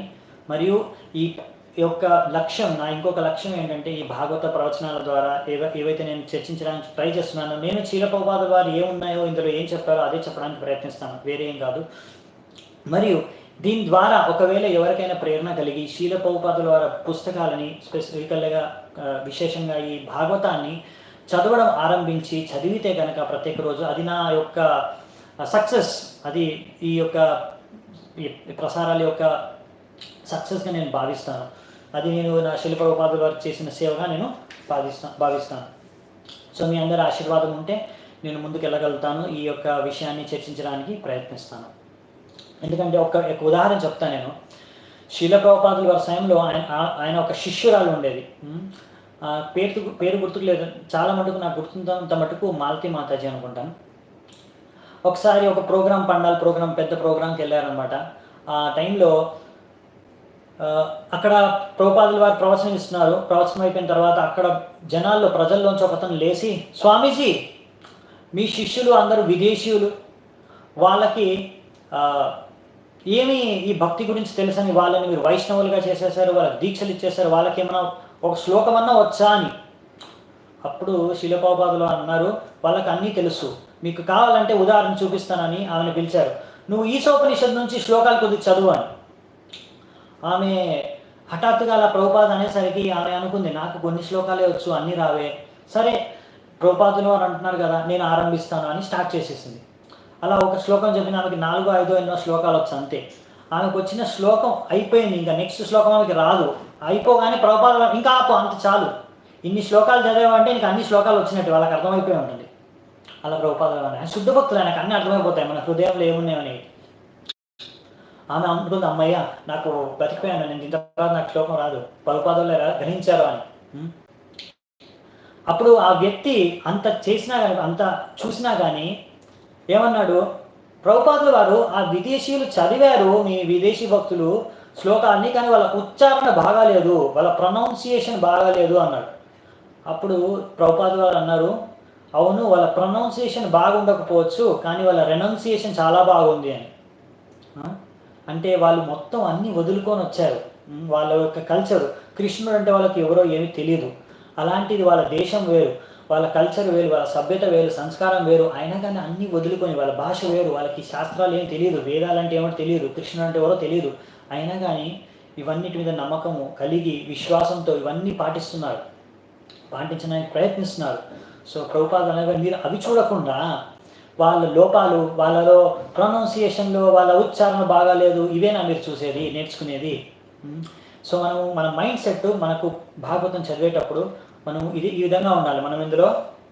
మనం మంచిని, ఇందులోంచి ఏమి మనము శిక్షల్ని గ్రహించగలుగుతాము, ఇందులోంచి మన జీవితాన్ని మార్చుకోవడానికి ఉపయోగపడేవి ఏవి అనే విషయాన్ని గురించి మనం ఆలోచిస్తే మనం మన భాగవత చదవడం, వినడం, దీని ద్వారా ఎంతో లాభం మనం పొందగలం. కాబట్టి ఇది మనము మనస్సులో ధ్యానంలో ఉంచుకొని మనం భాగవత శ్రవణం చేద్దాం. సో నెక్స్ట్ ఇప్పుడు మనము భాగవతం యొక్క కొంచెం విశేషతను, మహిమను తెలుసుకోవడానికి ప్రయత్నిద్దాం. ముందు కూడా ఒకసారి చెప్పాను కదా, ఎందుకు భాగవతం అని ఎవరైనా అడిగితే, ఎన్నో పురాణాలు ఉన్నాయి కదా, ఎన్నో ఇతిహాసాలు ఉన్నాయి కదా. చూడండి, వేదాలు అంటే 4 వేదాలు ఉన్నాయి మీకు తెలుసు. ఉపనిషత్తులు ఆ వేదాలని కొన్ని అవి కూడా చాలా కష్టం, అన్ని గుహ్య రూపంలో రాసి ఉంటాయి అన్నమాట, అన్ని తత్వాలు అవి చదువుకొని అర్థం చేసుకోవడం చాలా కష్టం. అందుకనే వాటిని మనం సరళంగా సామాన్య జీవుడు, సామాన్య మనుషులు అర్థం చేసుకునేగలుగా ఉండడానికి వ్యాస మహర్షి ఈ పురాణాలని, ఇతిహాసాలని రచించారన్నమాట. అయితే ఇతిహాసం అంటే మామూలుగా ఒక వ్యక్తి గురించి కానీ, లేకపోతే ఒక పరివారం గురించి కానీ మొత్తం స్టోరీ, వాళ్ళ మొత్తం చరిత్ర పుస్తకంలో ఉంటుంది, అది ఇతిహాసం. ఎలాగైతే మన రామాయణం, మహాభారతం ఉందో. పురాణాలు వచ్చేసి అందులో చాలా విషయాలు చర్చించబడతాయి. ఒక్క వ్యక్తి యొక్క చరిత్రే కాదు, ఎంతోమంది, ఎంతో శుద్ధ భక్తులు, ఎన్నో రకాల మనుషుల యొక్క విషయాలు, చరిత్రలు, భగవంతుడి యొక్క లీలలు, అవతారాలు, ఇంకా ఎన్నో విషయాలు, సృష్టికి సంబంధించి, ప్రళయానికి సంబంధించి ఇందులో చర్చించబడతాయి. పురాణాల్లో ఎన్నో కథలు ఉంటాయి, ఎన్నో కల్పాల్లో, ఎన్నో యుగాల్లో జరిగిన అనేక విషయాలు ఇందులో సంభాషణల రూపాల్లో చర్చించబడతాయి. కనుక ఇందులో భాగవతంలో మీరు ఏదో ఇప్పుడు గీతలో మన రామాయణం కానీ, మహాభారతంలో ఎలాగైతే ఘట్టాలు అన్నీ ఒక సీక్వెన్స్లో జరుగుతాయో, ఆ సీక్వెన్స్లో ఒకటి వెనకాల ఒకటి లైన్గా ఉండవు. ఎలాగ సంభాషణల్లో, ఎందుకంటే క్వశ్చన్ ఆన్సర్ సెషన్ కదా, ప్రశ్నలు వాళ్ళ సమాధానాలు ఉంటాయి, ఎలా ప్రశ్న అడిగారు వాళ్ళ ఆ విధంగా సమాధానాలు వస్తాయి. కాబట్టి ఒక్కొక్కసారి ఒక్కో కల్పం, ఒక్కో యుగం గురించి కథలు చర్చించబడతాయి. కాబట్టి ఒక లైన్ అనేది ఉండదు, కానీ మనం అందులో ఎన్నో తత్వాలు, ఒక ఫిలాసఫీ కొంచెం మనం అర్థం చేసుకోవచ్చు. ఒక ఫ్లో ఎలా సాగుతుంది భాగవతం అనే విషయాన్ని మనం అర్థం చేసుకుందాం. అది కొద్దిగా ఈరోజు ట్రై చేద్దాం చూడ్డానికి. సో మొత్తం ఎన్నో పురాణాలు ఉన్నా కానీ అందులో ముఖ్యమైనవి 18 పురాణాలండి. అందులో కొన్ని పురాణాలు ఉంటాయి, కొన్ని మహాపురాణాలు ఉంటాయి. అవి భేదం మనం చూద్దాము. పురాణాలు అంటే 5 విషయాల గురించి చర్చించబడతాయి సబ్జెక్ట్స్. అలా మహాపురాణం అంటే 10 విషయాల గురించి చర్చ జరుగుతుంది. అవి ఏంటో కూడా చూద్దాం మనం. ఇందులో కొన్ని మాత్రమే మహాపురాణాలు, అందులో భాగవతం అనేది మహాపురాణం. సో ఈ 18 పురాణాల్లో కూడా విభజన ఉంది, భాగం చేశారన్నమాట. 6 పురాణాలు వచ్చేసి ఎవరైతే సత్వగుణం చేత ప్రభావిత పడి ఉన్నారో అలాంటి మనుషుల కోసం ఈ 6 పురాణాలు అన్నమాట రాశారు వ్యాసదేవ మహర్షి. అలాగే రాజసిక అంటే రజోగుణం ద్వారా ప్రభావితమైన మనుషులకు ఇంకో 6 పురాణాలు రాశారు. అలాగే తమోగుణం ద్వారా ప్రభావితమైన మనుషులకు ఇంకో 6 పురాణాలు. ఇలా మొత్తము 18 ప్రామాణిక ముఖ్యమైన పురాణాలు ఉన్నాయన్నమాట మనకి. ఎందుకు ఇలా రకరకాలు రాశారు, ఒకటే రాస్తే సరిపోతుంది కదా, ఒకే రకం అందరూ చెప్తే సరిపోతుంది కదా అనుకోవచ్చు మీరు. కానీ మనం అర్థం చేసుకోవాల్సింది ఏమిటంటే మనుషులు రకరకాలు ఉంటారు. వాళ్ళ యొక్క గుణ కర్మ వాటి ప్రభావాల వల్ల, వాళ్ళు చేసే పనుల వల్ల, వాళ్ళ యొక్క కర్మల వల్ల, వాళ్ళు యొక్క ప్రభావితమయ్యే 3 గుణాల వల్ల ఎన్నో రకమైన మనస్తత్వాలు, వాళ్ళ యొక్క బుద్ధి అంతా డిఫరెంట్గా ఉంటుంది. అందరూ ఒకే స్థాయిలో మనస్తత్వం, బుద్ధి, తెలివితేటలు ఉండవు అర్థం చేసుకునేవి. దానికి వాళ్ళ అలవాట్లు కూడా వేరువేరుగా ఉంటాయి. ఇప్పుడు మన వైష్ణవులు, మన సాత్విక గుణాలు అంటే వాళ్ళు మరి సత్వగుణంతో ఎవరైతే ప్రభావితమై ఉంటారో వాళ్ళు చాలా సరళంగా ఈ మాంసాన్ని ఇవి తినకుండా ఉండగలరు. కానీ ఎవరైతే రజోగుణం మరి తమోగుణం నుంచి ప్రభావితమై ఉంటారో వాళ్ళు దాన్ని వదలలేరు. అందుకని వాళ్ళకు వేరే పద్ధతి, వేరే స్టైల్లో వాళ్ళకి కొంచెం చెప్పారనమాట. ఉద్దేశం ఒకటే. ఎలాగైతే మనం స్కూల్లో ఉంటాయి, అందరినీ ఒకే క్లాస్లో కూర్చోబెట్టాం కదా. ఒకరిని ఫస్ట్ క్లాస్లో కూర్చోబెడతాం, ఒకరిని 2వ తరగతిలో, ఇంకోరిని 3వ తరగతిలో. ఎందుకు ఇన్ని తరగతులు? ఉద్దేశం ఏంటి? ఉద్దేశం ఏంటంటే వాళ్ళకున్న తెలివి, వాళ్ళకున్న తెలివితేటల ప్రకారం వాళ్ళని ఒక్కొక్క క్లాసులో వేస్తారన్నమాట. అచ్చా ఈ అబ్బాయికి ఇంత తెలివి ఉంది, ఈ అబ్బాయికి ఇంత మాత్రమే నేను గ్రహించగలరు, అందుకని ఇలా.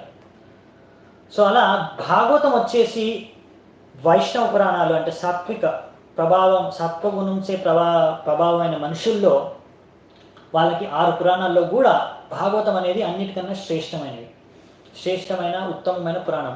అది నేను చెప్పట్లేదు, వ్యాసదేవులు వారు స్వయంగా చెప్తున్నారు. ఎలాగైతే మనం స్కూల్లో చదివినప్పుడు ఏదో ఒకటి ఫస్ట్ అన్నిటికన్నా టాప్ ఉంటుంది. స్కూల్లో 10th క్లాస్ లాస్ట్ అనుకోండి, ఒకవేళ అంటే 10th క్లాస్ అన్నిటికన్నా టాప్ అని చెప్పాల్సిందే. అలా ఎందుకు చెప్తున్నారు? అన్ని తరగతులు ఒకటే అని చెప్పండి. అలా చెప్పలేము. 10th క్లాస్ అన్నిటికన్నా పై తరగతి అని చెప్పాలి. మరి ఫస్ట్ తరగతి ఎందుకు ఉంది? అవును, ఆ అబ్బాయికి అంతే తెలివి ఉంది కాబట్టి ఫస్ట్ తరగతిలో వెళ్తాడు. అక్కడ నేర్చుకొని అది పాస్ అయిన తర్వాత అక్కడ నుంచి 2వ తరగతికి, మెల్లిమెల్లిగా 3వ తరగతి. అలాగే ఈ తమో గుణంలో ఉన్న వాళ్ళకి 6 పురాణాలు ఉన్నాయి. ఎందుకు 6 పురాణాలు? వాళ్ళ లక్ష్యం ఏంటి? వాళ్ళని కొంచెం ఉన్నతి పరచడానికి, తమోగుణం నుంచి కిందున్న తమోగుణము అక్కడి నుంచి మెల్లిగా రజోగుణం వరకు తీసుకురావడానికి వాళ్ళ మనస్తత్వాలని, గుణాలని. తర్వాత రజోగుణంలో ఉన్న వాళ్ళకి 6 పురాణాలు, అదే లక్ష్యం. వాళ్ళని మెల్లిగా రజోగుణం నుంచి సత్వగుణం వరకు తీసుకురావడానికి.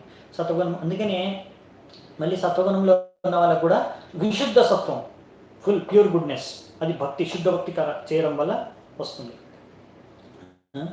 అదనమాట మెయిన్ లక్ష్యం అనేది ఇది. అందుకే భాగవత మహాపురాణం అనేది అన్నిటికన్నా శ్రేష్టమైన పురాణము. ఇందులో 10 మహాపురాణం కూడా 10 విషయాలు ఉంటాయి, సబ్జెక్ట్స్ ఉంటాయి. అవి కూడా మనం చూద్దామంట. ఈ డీటెయిల్స్ కూడా మీకు కావాలి అంటే నాకు ఇంగ్లీష్లో నా దగ్గర ఉన్నాయి. అవి నేను వాట్సాప్ గ్రూప్లో నేను ఇన్ఫర్మేషన్ నేను షేర్ చేస్తాను మన క్లాస్ తర్వాత. ఎవరికైనా కావాలంటే ఎవరైనా కావాలంటే దాన్ని తెలుగులో కూడా అనువాదం చేయండి, మా అందరికీ ఉపయోగకరంగా ఉంటుంది. సో ఈ భాగవతంలో మెయిన్గా మనకి చూసే సబ్జెక్ట్ ఒక 3 వాక్యాల్లో చెప్పాలంటే భక్తి, భగవంతుడు, భక్తుడు, ఈ 3 విషయాల గురించే చర్చ. ఇది మెయిన్ 3 ముక్కల్లో చెప్పాలంటే ఇది భాగవతం. ఇప్పుడు మనం చూద్దామంట. హరే కృష్ణ. సో ఈ విషయాలు మనం కొన్ని చర్చించుకున్నాం భాగవతం సంబంధించి. ఇక్కడ మన చైతన్య భాగవతులో బృందావన్ దాస్ ఠాకూర్ ఏం రాస్తారంటే, ఈ బృందావన్ దాస్ ఠాకూర్ ఎవరో కాదండి, ఆయన మన గౌర లీలలో, చైతన్య మహాప్రభు లీలలో ఆయన వ్యాసదేవులు ఈ బృందావన్ దాస్ ఠాకూర్ రూపంలో వచ్చి ఆయన చైతన్య భాగవతంని రచించారు. అందుకనే ఆ పుస్తకం పేరు చైతన్య భాగవతం అని పెట్టారు. ఎందుకంటే ఒరిజినల్ అంటే ఈ శ్రీమద్ భాగవతాన్ని కూడా రచించింది వేదవ్యాసుల రూపంలో. ఆయనే చైతన్య భాగవత రచించాడు. ఆయనే ఏం రాశాడు భాగవతం గురించి? బెంగాలీలో రాశారు. భాగవత పుస్తక తాకాయే యార ఘరే, కోన అమంగళ నాహి యాయ తాత కరే. సో ఏమని చెప్పారు? భాగవత పుస్తకము ఎవరైతే ఇంట్లో ఉంటుందో, భాగవత పుస్తక తాకాయే యార ఘరే, ఎవరి ఇంట్లో అయితే భాగవత పుస్తకం ఉంటుందో, కోన మంగళ నాహి యాయ తాత కరే, అక్కడ ఏ రకమైన అమంగళం అనేది ఉండదు. అంతా మంగళమే వాళ్ళకి, అంత ఆస్పిషియస్. భాగవతం ఇంట్లో ఉంటేనే, ఇంకా చదివితే దాన్ని వింటే ఎంతో లాభం. ఈ విషయాన్ని మనము తెలుసుకోవాలి. అలా ఇంకా చాలా రుచికరమైన సబ్జెక్ట్ అన్నమాట భాగవతం అనేది. ఇంకా చాలా అవసరం మన యొక్క మానవ జాతికి. అందుకనే శ్రీ చైతన్య మహాప్రభుల వారు ఆయన యొక్క ఉద్దేశాన్ని, ఆయన యొక్క లక్ష్యాన్ని మనకు మొత్తం సారం ఏంటి, భక్తి ఆయన యొక్క తత్వం యొక్క సారం ఏంటి మనకు ఒక శ్లోకంలో దాన్ని విశ్వనాథ చక్రవర్తి ఠాకూర్ పాల్, ఆయన కూడా మన ఆచార్య, ఆయన కూడా మంచి తాత్పర్యాలు రాశారు, కామెంటరీ రాశారు భాగవతం మీద. ఆయన కామెంటరీ నుంచి చాలా విషయాలు ప్రభుపాదులు వారు తీసి మనకు ఇక్కడ తాత్పర్యాల్లో ఇచ్చారు. ప్రభుపాదులు వాళ్ళ ఒక విశేషత ఏంటంటే వాళ్ళు స్వయంగా ఆయన సొంతంగా ఏదో మనసులో అనుకొని రాసేయలేదు.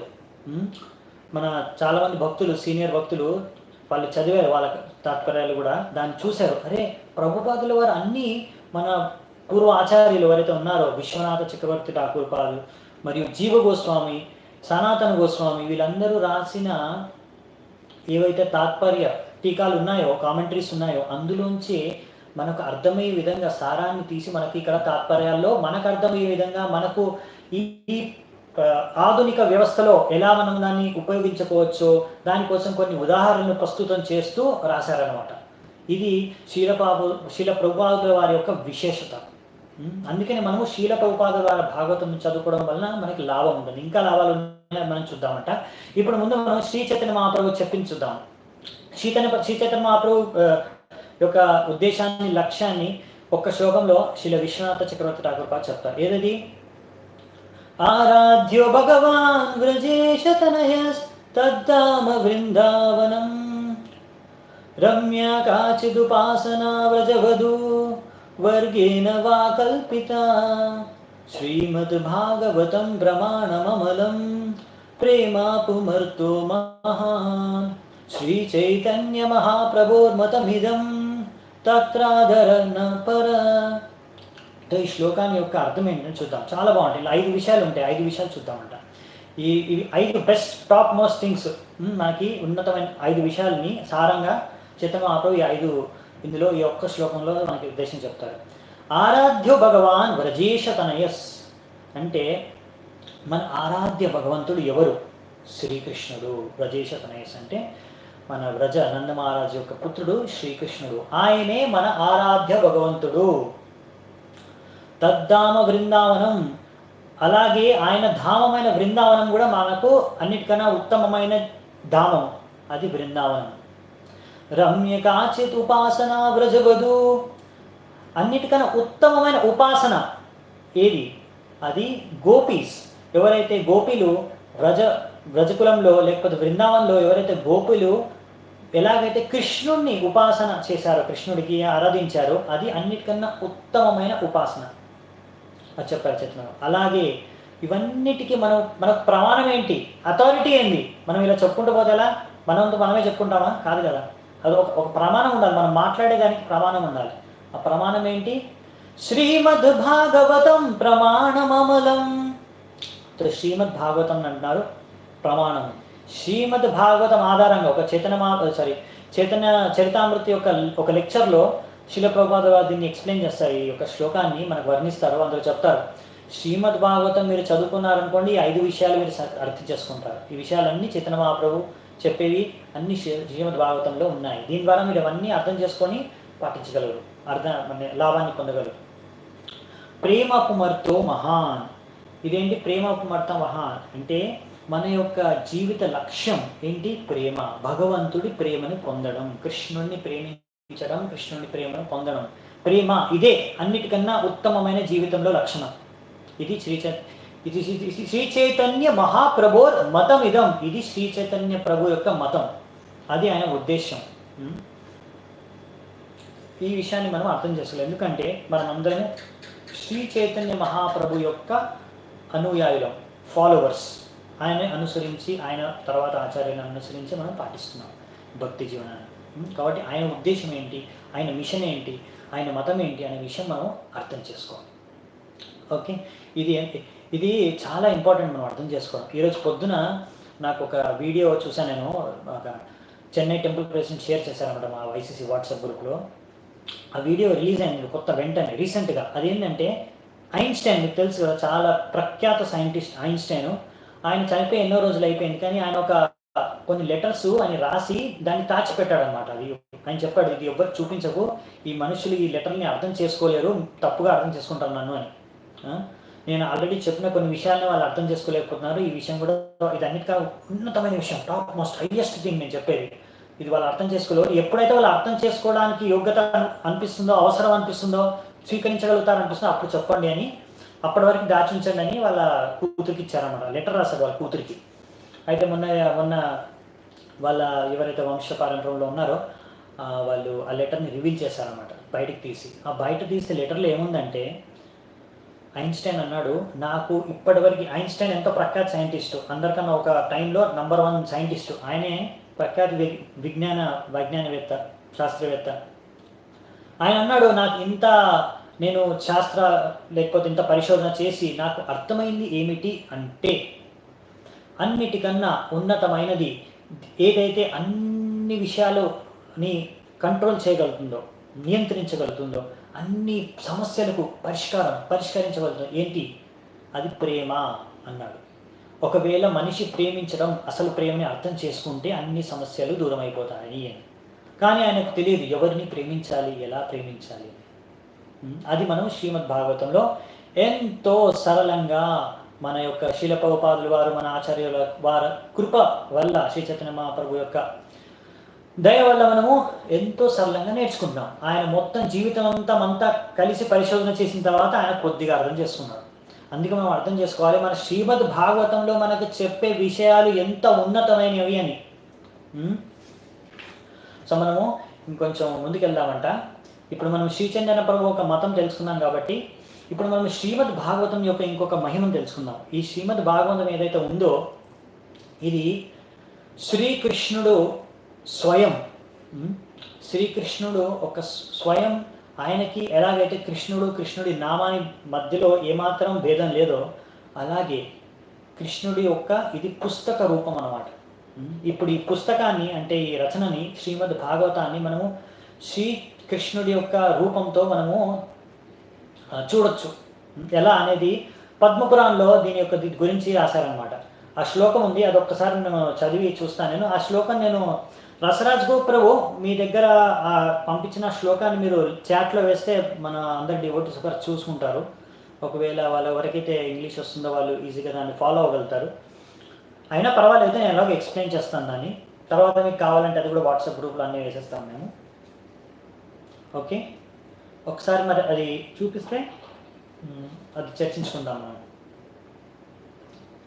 చాలా బ్యూటిఫుల్, చాలా అందమైన శ్లోకం అన్నమాట. ఈ యొక్క శ్లోకం ద్వారా ఎలా భాగవతము మరియు ఈ భగవంతుడు శ్రీకృష్ణుడు మధ్య ఏమాత్రం భేదం లేదు అనే విషయాన్ని మనం అర్థం చేసుకుంటాం.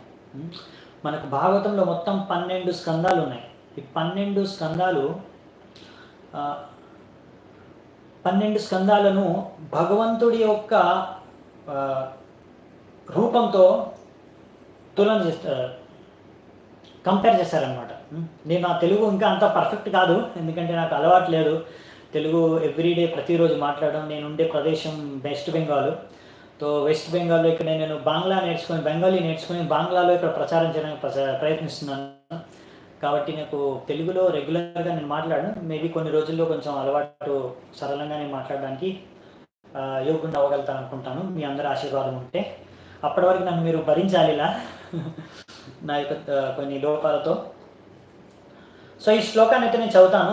ఏదో సమస్య ఉన్నట్టుంది అక్కడ, ఆయన వేయలేకపోతున్నాడు, నో ప్రాబ్లం.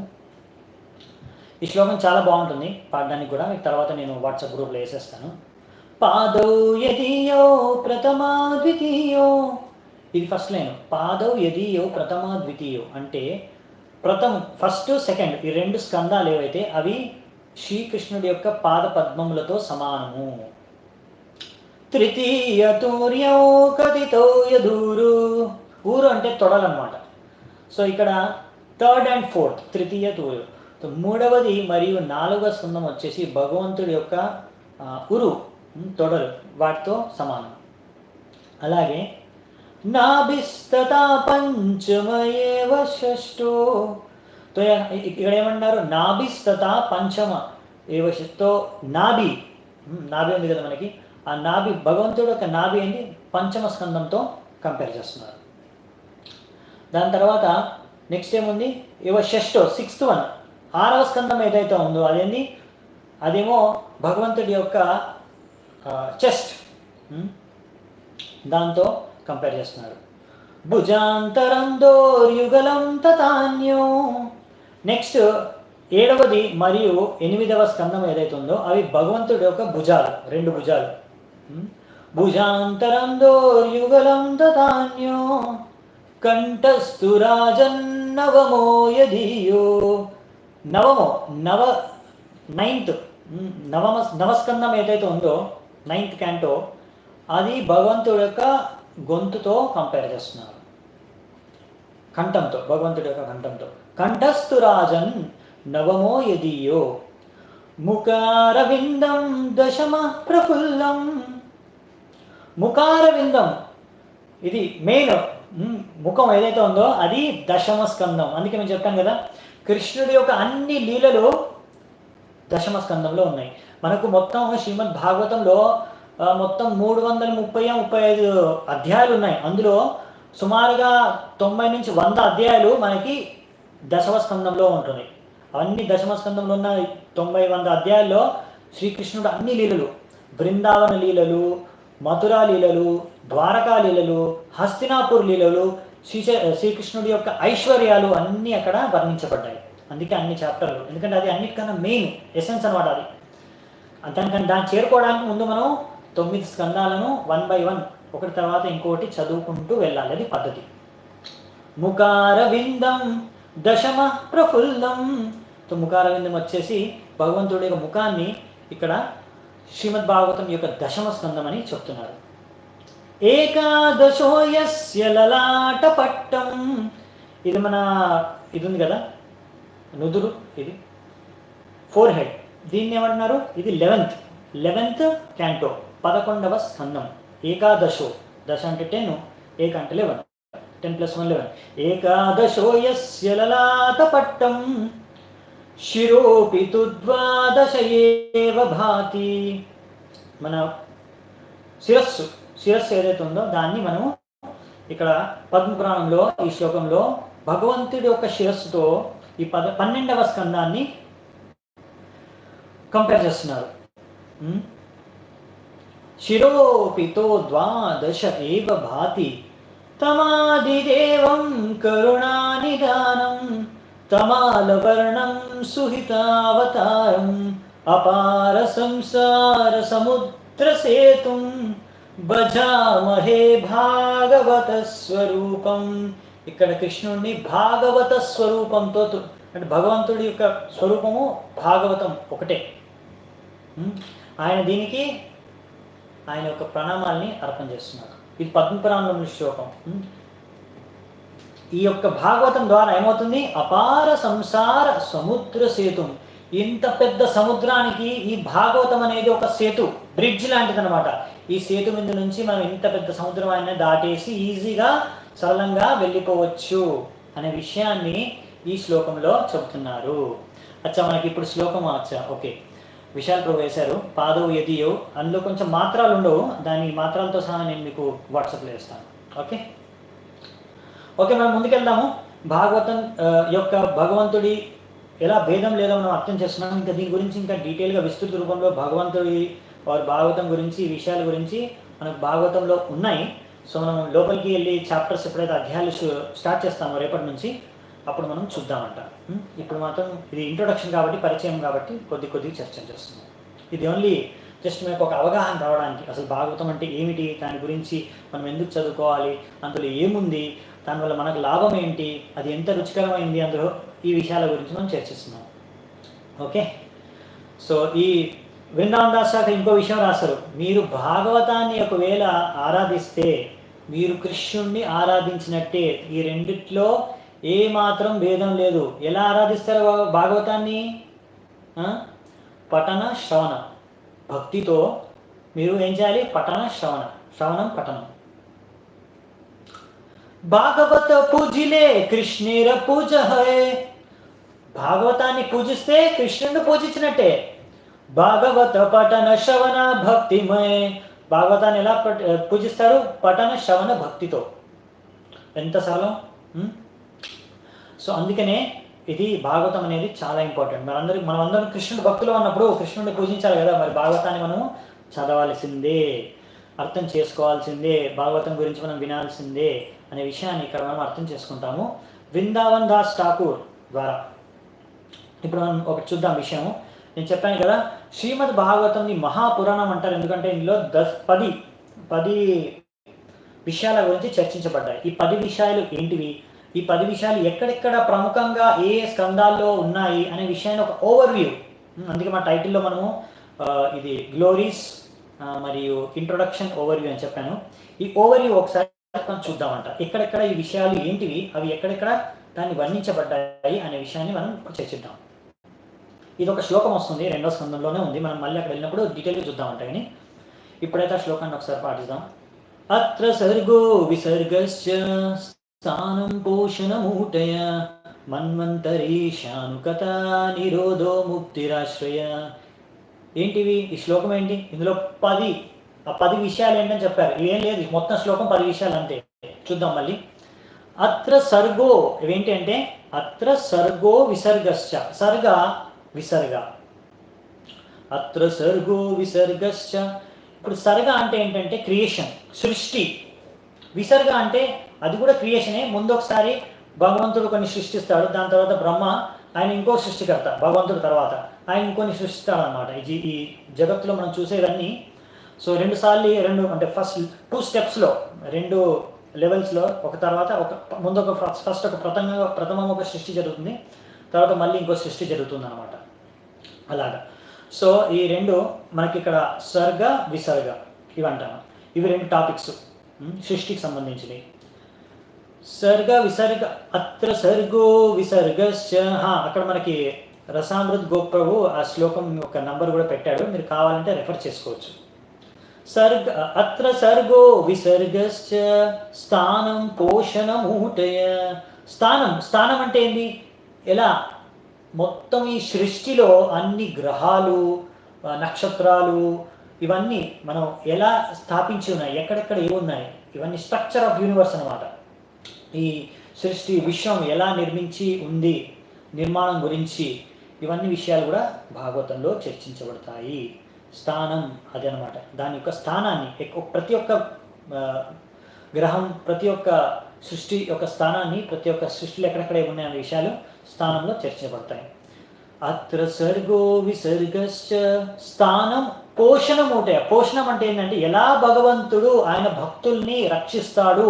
ఒకవేళ భక్తులు ఏదో పొరపాటునే ఏదైనా తప్పు చేస్తే, తప్పు ఏదైనా పాపాలు చేసినా కానీ ఎంత దయామయుడై భగవంతుడు ఎలా భక్తుడిని రక్షిస్తాడో, మళ్ళీ భక్తి మార్గానికి తీసుకొని వస్తాడో, ఎలా భగవంతుడు భక్తుడిని పోషిస్తాడో ఆయన భక్తిని, అది ఆ విషయాన్ని పోషణ అంటాము.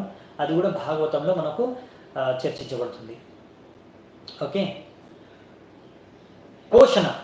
తర్వాత ఊటి అంటే ఇది కూడా ఇక్కడ ఏంటంటే మనకు దీన్ని మన ఒక ప్రవృత్తి, మనకు మంచి ఒక పుణ్యకార్యాలు చేయాలని ప్రవృత్తి, భక్తి చేయాలని, ఇంకోటి ఒక పాప కార్యాలు చేయాలని ప్రవృత్తి. ఇలా మనుషుల్లో 2 రకాలు ఉంటాయి. మళ్ళీ ఒకరికి శుద్ధ భక్తి చేయాలని ఉంటుంది, కొంతమందికి మిశ్ర భక్తి అంటారు, జ్ఞాన మిశ్ర భక్తి, కర్మ మిశ్ర భక్తి.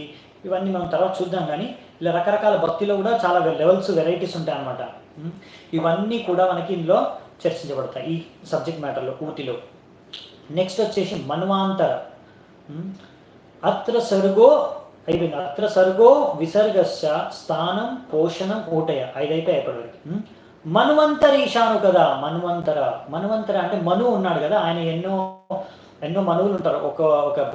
ఒక బ్రహ్మదేవుడి యొక్క ఒక్క రోజులో పొద్దున్న నుంచి రాత్రి వరకు 14 మనువులు చేంజ్ అవుతారనమాట. సో వాళ్ళ వంశ పారపరం. అందులో చాలామంది భగవంతుడు యొక్క శుద్ధ భక్తులు, మరియు కొంతమంది భగవంతుడు స్వయం మను అవతారం, కొన్ని అవతారాలు కూడా అందులో వస్తాయన్నమాట. అందుకనే మనం ఇవన్నీ కూడా చూస్తాం అనమాట ఈ శ్రీమద్ భాగవతంలో. అన్ని దగ్గరలో ఎక్కడో అక్కడ భగవంతుడు, భక్తుడి, మళ్ళీ భక్తితో కనెక్షన్ ఉంటుంది. కనెక్షన్ లేకుండా ఏముండవు. ఆ కనెక్షన్స్ మనం అన్నీ చూద్దామంట మనం భాగవతం స్టార్ట్ చేసినప్పుడు, ఆరంభించినప్పుడు. మన్వంతర్ ఈశానుకత. ఈశానుకథ అంటే భగవంతుని అనుసరించే భక్తులు, శుద్ధ భక్తుల యొక్క వంశాలు, వాళ్ళ యొక్క చరిత్రల గురించి కూడా చర్చించబడుతుంది.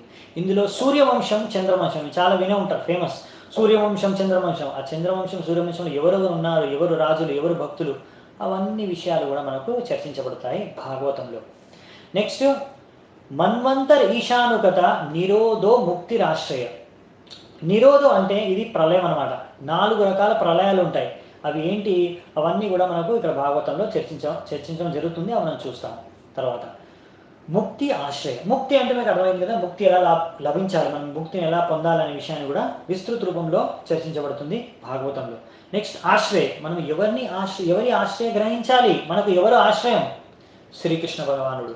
ఆ విషయం గురించి ముఖ్య రూపంగా ఈ భాగవతంలో చర్చించబడుతుంది. ఈ 10 విషయాల గురించి భాగవతంలో చర్చించబడతాయి. ఎక్కడెక్కడ ఏ విషయాలు, అన్ని విషయాలు ఒక స్కందం తీసుకున్నారనుకోండి, ఈ 10 విషయాల్లో 1-2 విషయాలు ప్రముఖంగా చర్చించబడతాయి. కానీ ఇంకో విషయం, మిగతా విషయాలు కూడా కొద్దిగా అక్కడెక్కడ కనిపిస్తాయి. అలా ఒక్కొక్క స్కందం ఒకే విషయం చర్చిస్తుందనే రూల్ ఏం లేదు.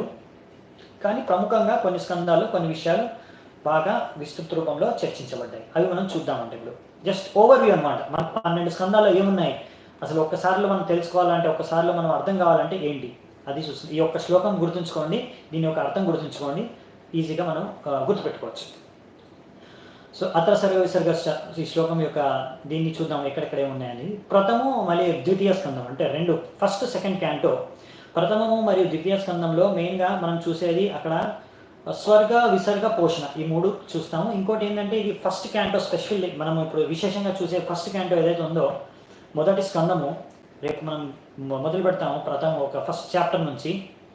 ఇందులో మనకి కొంచెం ఇంట్రొడక్షన్, భాగవతానికి ఇంట్రొడక్షన్. ఇది అంటే 12 స్కందాలకే ప్రథమ స్కందం ఒక ఇంట్రొడక్షన్. ఇప్పటివరకు మనం చూసింది పరిచయము, భాగవతాన్ని మనకు శీల ప్రభుపాదుల వారు పరిచయం చేశారు.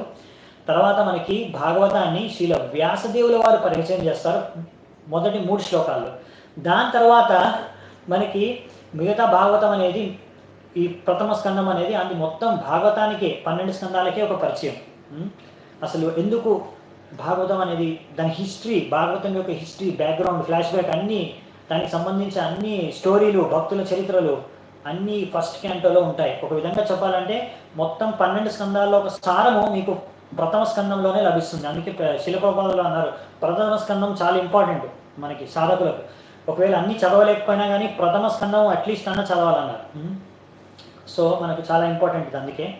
నెక్స్ట్ వచ్చేసి ప్రథమ స్కందము, 2వ స్కందంలో ఈ విషయాలు ఉంటాయి. కొంచెం సర్గ విసర్గ గురించి చర్చ కూడా ఉంటుంది. మళ్ళీ 3వ స్కందము, 4వ స్కందంలో ప్రధానంగా సర్గ విసర్గ గురించి విస్తృత రూపంలో చర్చ ఉంటుంది. ఎలా మనకి ఈ సృష్టి జరిగింది అంటే, సృష్టిలో అనేక రకాల జీవులు, బ్రహ్మ ఎలా పుట్టాడు, ఈ మనువులు ఎలా పుట్టారు, ఇందులో భగవంతుడి యొక్క వరహ అవతారం యొక్క లీలలు, ఇలా కొన్ని విషయాలు మనము చర్చిస్తాము 3వ స్కందము, 4వ స్కందము. ఇందులోనే మనకి 4వ స్కందంలో ధ్రువమార చరిత్ర కూడా వస్తుంది.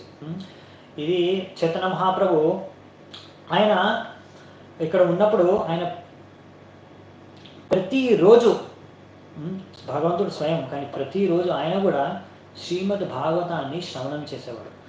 ముఖ్య రూపంగా 2 కథలను, 2 చరిత్రలను ఆయన వినేవాడు ప్రతిరోజు. ఎవరి ముఖం నుంచి అంటే శ్రీ గడాధర్ పండిత్, ఆయన దగ్గరికి వెళ్ళి ఆయన నుంచి ఆయన ఈ శ్రీమద్ భాగవతాన్ని శ్రవణం చేసేవాడు. ఆ 2 చరిత్రలు ఎవరివి, ధ్రువ మహారాజ్ చరిత్ర మరియు ప్రహ్లాద్ మహారాజ్ చరిత్ర. మనం అర్థం చేసుకోవచ్చు, శ్రీ చైతన్య మహాప్రభు డైలీ శ్రీమద్ భాగవత శ్రవణం చేశారంటే ఎంత ఇంపార్టెంట్ మనకి. అందుకనే శ్రీ చైతన్య మహాప్రభు ఉద్దేశం ఏంటనేది శిల ప్రభుపాదులు రాస్తారు. శ్రీ చైతన్య మహాప్రభు ఉద్దేశం ఏంటంటే, ఈ భాగవతం అని ప్రతి ఒక్క మూలలోకి, ప్రపంచంలో ఉన్న ప్రతి మూలలోకి తీసుకెళ్లి ప్రచారం చేయాలి ప్రతి ఒక్కరికి. ఇది శ్రీ చైతన్య మహాప్రభు యొక్క లక్ష్యం. అదే మన చైతన్య మహాప్రభు యొక్క లక్ష్యమే శిల ప్రభుపాదుల వారి లక్ష్యము, అదే మన ఇస్కాన్ ఉద్దేశం కూడా. అందుకనే మనము చదవాలి, ఇంకొకరికి మనం నేర్చుకున్నది కూడా మనం ప్రచారం చేయాలన్నమాట. ముందు మీరు నేర్చుకోండి, చదువుకోండి, మంచిగా ఆచరించండి, తర్వాత మనం మంచిగా ఆచరణ చేసిన తర్వాత ప్రచారం కూడా చేయాలి. అది శిలపౌదం మళ్ళీ చెప్తారు, మనం చూద్దాం మళ్ళీ దాన్ని. నెక్స్ట్ ఎంతవరకు వచ్చింది, మనవంతర ఈశానుకథ అయిపోయింది కదా. ఈశానుకథలో కూడా మనం ఈశానుకథలో చెప్పాను కదా, సూర్యవంశం, చంద్రవంశం ఇవన్నీ డిస్కషన్ జరుగుతుంది. ఇంకా మళ్ళీ శుద్ధ భక్తులు కూడా. ఇది వచ్చేసి 9వ స్కందంలో నేను ఎక్కడి వరకు వెళ్ళాను, సారీ, స్థానం అయిపోయింది, థర్డ్ ఫోర్త్, సారీ, సర్గ విసర్గ అయిపోయింది. ఓకే, ఫిఫ్త్ క్యాంటో, పంచమ స్కందంలో స్థానం, ఈ మొత్తం విశ్వం యొక్క స్ట్రక్చర్ మొత్తం అక్కడ ఎక్స్ప్లెయిన్ చేస్తారు అన్నమాట. జియోగ్రఫీ ఆఫ్ ద యూనివర్స్, మొత్తం విశ్వం గురించి, ఎలా ఎక్కడ ఏమున్నాయి, ఏ గ్రహం ఎక్కడుంది, ఎవరి చుట్టూ ఎవరు తిరుగుతున్నారు, అన్నీ డీటెయిల్గా ఉన్నాయన్నమాట. దీని ఆధారంగానే ప్రభుపాదులు వారు అన్నారు, మనకు ఇక్కడ మాయాపూర్లో టెంపుల్ ఆఫ్ వేదిక్ ప్లానిటోరియం, మా మందిరం నుంచి జస్ట్ 45 కిలోమీటర్లు అంతే, గంట సేపు పడుతుంది అంతే ఇక్కడ నుంచి మాయాపూర్ వెళ్ళడానికి మన టెంపుల్ నుంచి. సో అక్కడ ఇప్పుడు పెద్ద మొత్తం విశ్వంలోనే అన్నిటికన్నా పెద్ద మందిరం నిర్మిస్తున్నారు. ఇంకో 2 ఇయర్స్లో ఓపెనింగ్ ఉంది దాన్ని. తర్వాత అప్పటి వరకు మొత్తం ఆల్రెడీ మొత్తం స్ట్రక్చర్ తయారైపోయింది, కన్స్ట్రక్షన్ అయిపోయింది. సో అక్కడ ఏంటి, దాని విశేషత ఏంటంటే ఈ పంచమ స్కందంలో ఎలా ఈ విశ్వాన్ని వర్ణించారో అది మనకు అక్కడ చూపెట్టమని. స్వర్గము, నరకము, ఈ భూమండలము, అన్నీ నక్షత్రాలు, సూర్యుడు, గ్రహణం ఎలా జరుగుతుంది, అన్ని విషయాలు మన భాగవతం అనుసారంగా ఎలాగైతే భాగవతంలో రచించబడ్డాయో అవి మనకు అందరికీ, సామాన్య ప్రజలకి, మొత్తం విశ్వంలో అర్థమయ్యే విధంగా ప్రదర్శన ఉండాలి అనేది ఈ యొక్క లక్ష్యం. టెంపుల్ ఆఫ్ వేదిక్ ప్లానిటోరియం, TOVPది. 2 ఏళ్ల తర్వాత మీరు వెళ్ళి నిజరూపంగా దర్శనం చేసుకోవచ్చు. ఓకే, నెక్స్ట్ వచ్చేసి మనము నెక్స్ట్ స్కందం వచ్చేసి 6th స్కందం. ఇక్కడ పోషణ, ఎలా ఇక్కడ ఎగ్జాంపుల్స్ ఉన్నాయి మనకి. అజామిల కథ వినే ఉంటారు.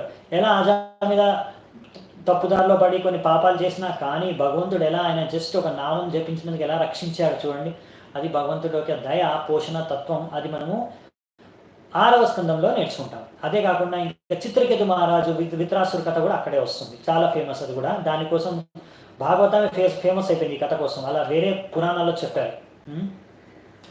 ఈ భాగవతం అనేది చాలా ఫేమస్ పురాణం. వేరే పురాణాలు కూడా చెప్తాయి భాగవతం అన్నిటికన్నా ఫేమస్, అంటే అన్నిటికన్నా శ్రేష్టమైంది అని, ఉన్నతమైంది అని దాన్ని పొగుడతాయి. మనం ఇప్పుడు ఇంతకుముందు చదివిన పాదవేది ఆ శ్లోకం కూడా పద్మపురాణంలో ఉంది. ఆ పద్మపురాణంలో భాగవతం గురించి వర్ణించబడింది. ఓకే, నెక్స్ట్ మనం ఎక్కడి వరకు వెళ్ళాము? సెవెంత్ ఊటీ. ఓకే, అక్కడ 7th ఊటీ అక్కడ మేము డిస్కస్ చేసుకున్నాం కదా.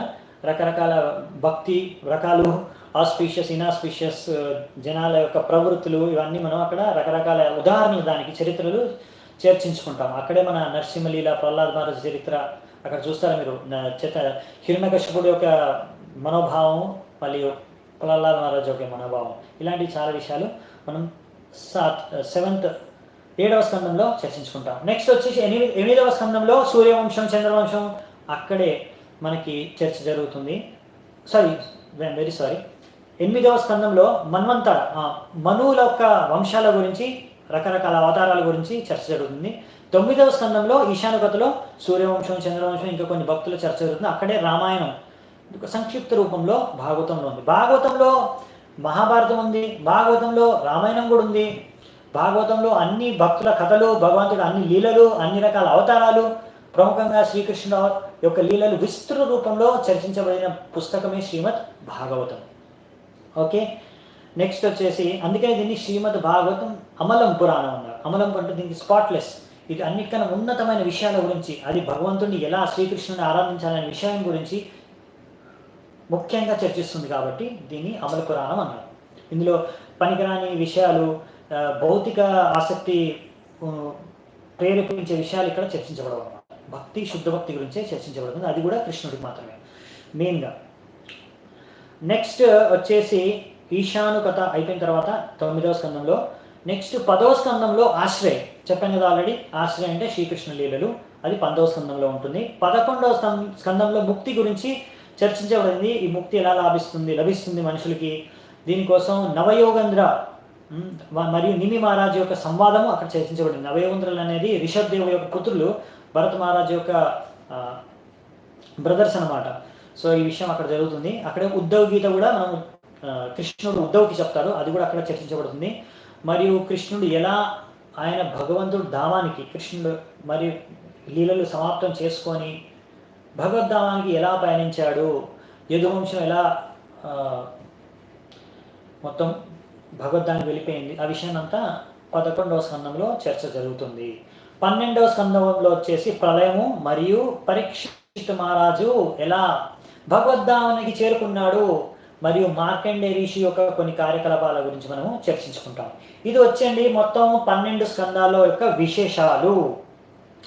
ఇప్పుడు దీన్ని ఎలా నేర్చుకోవాలి భాగవతాన్ని లాస్ట్ విషయం మనం చర్చించుకొని ముగిద్దాం ఈరోజు డిస్కషను.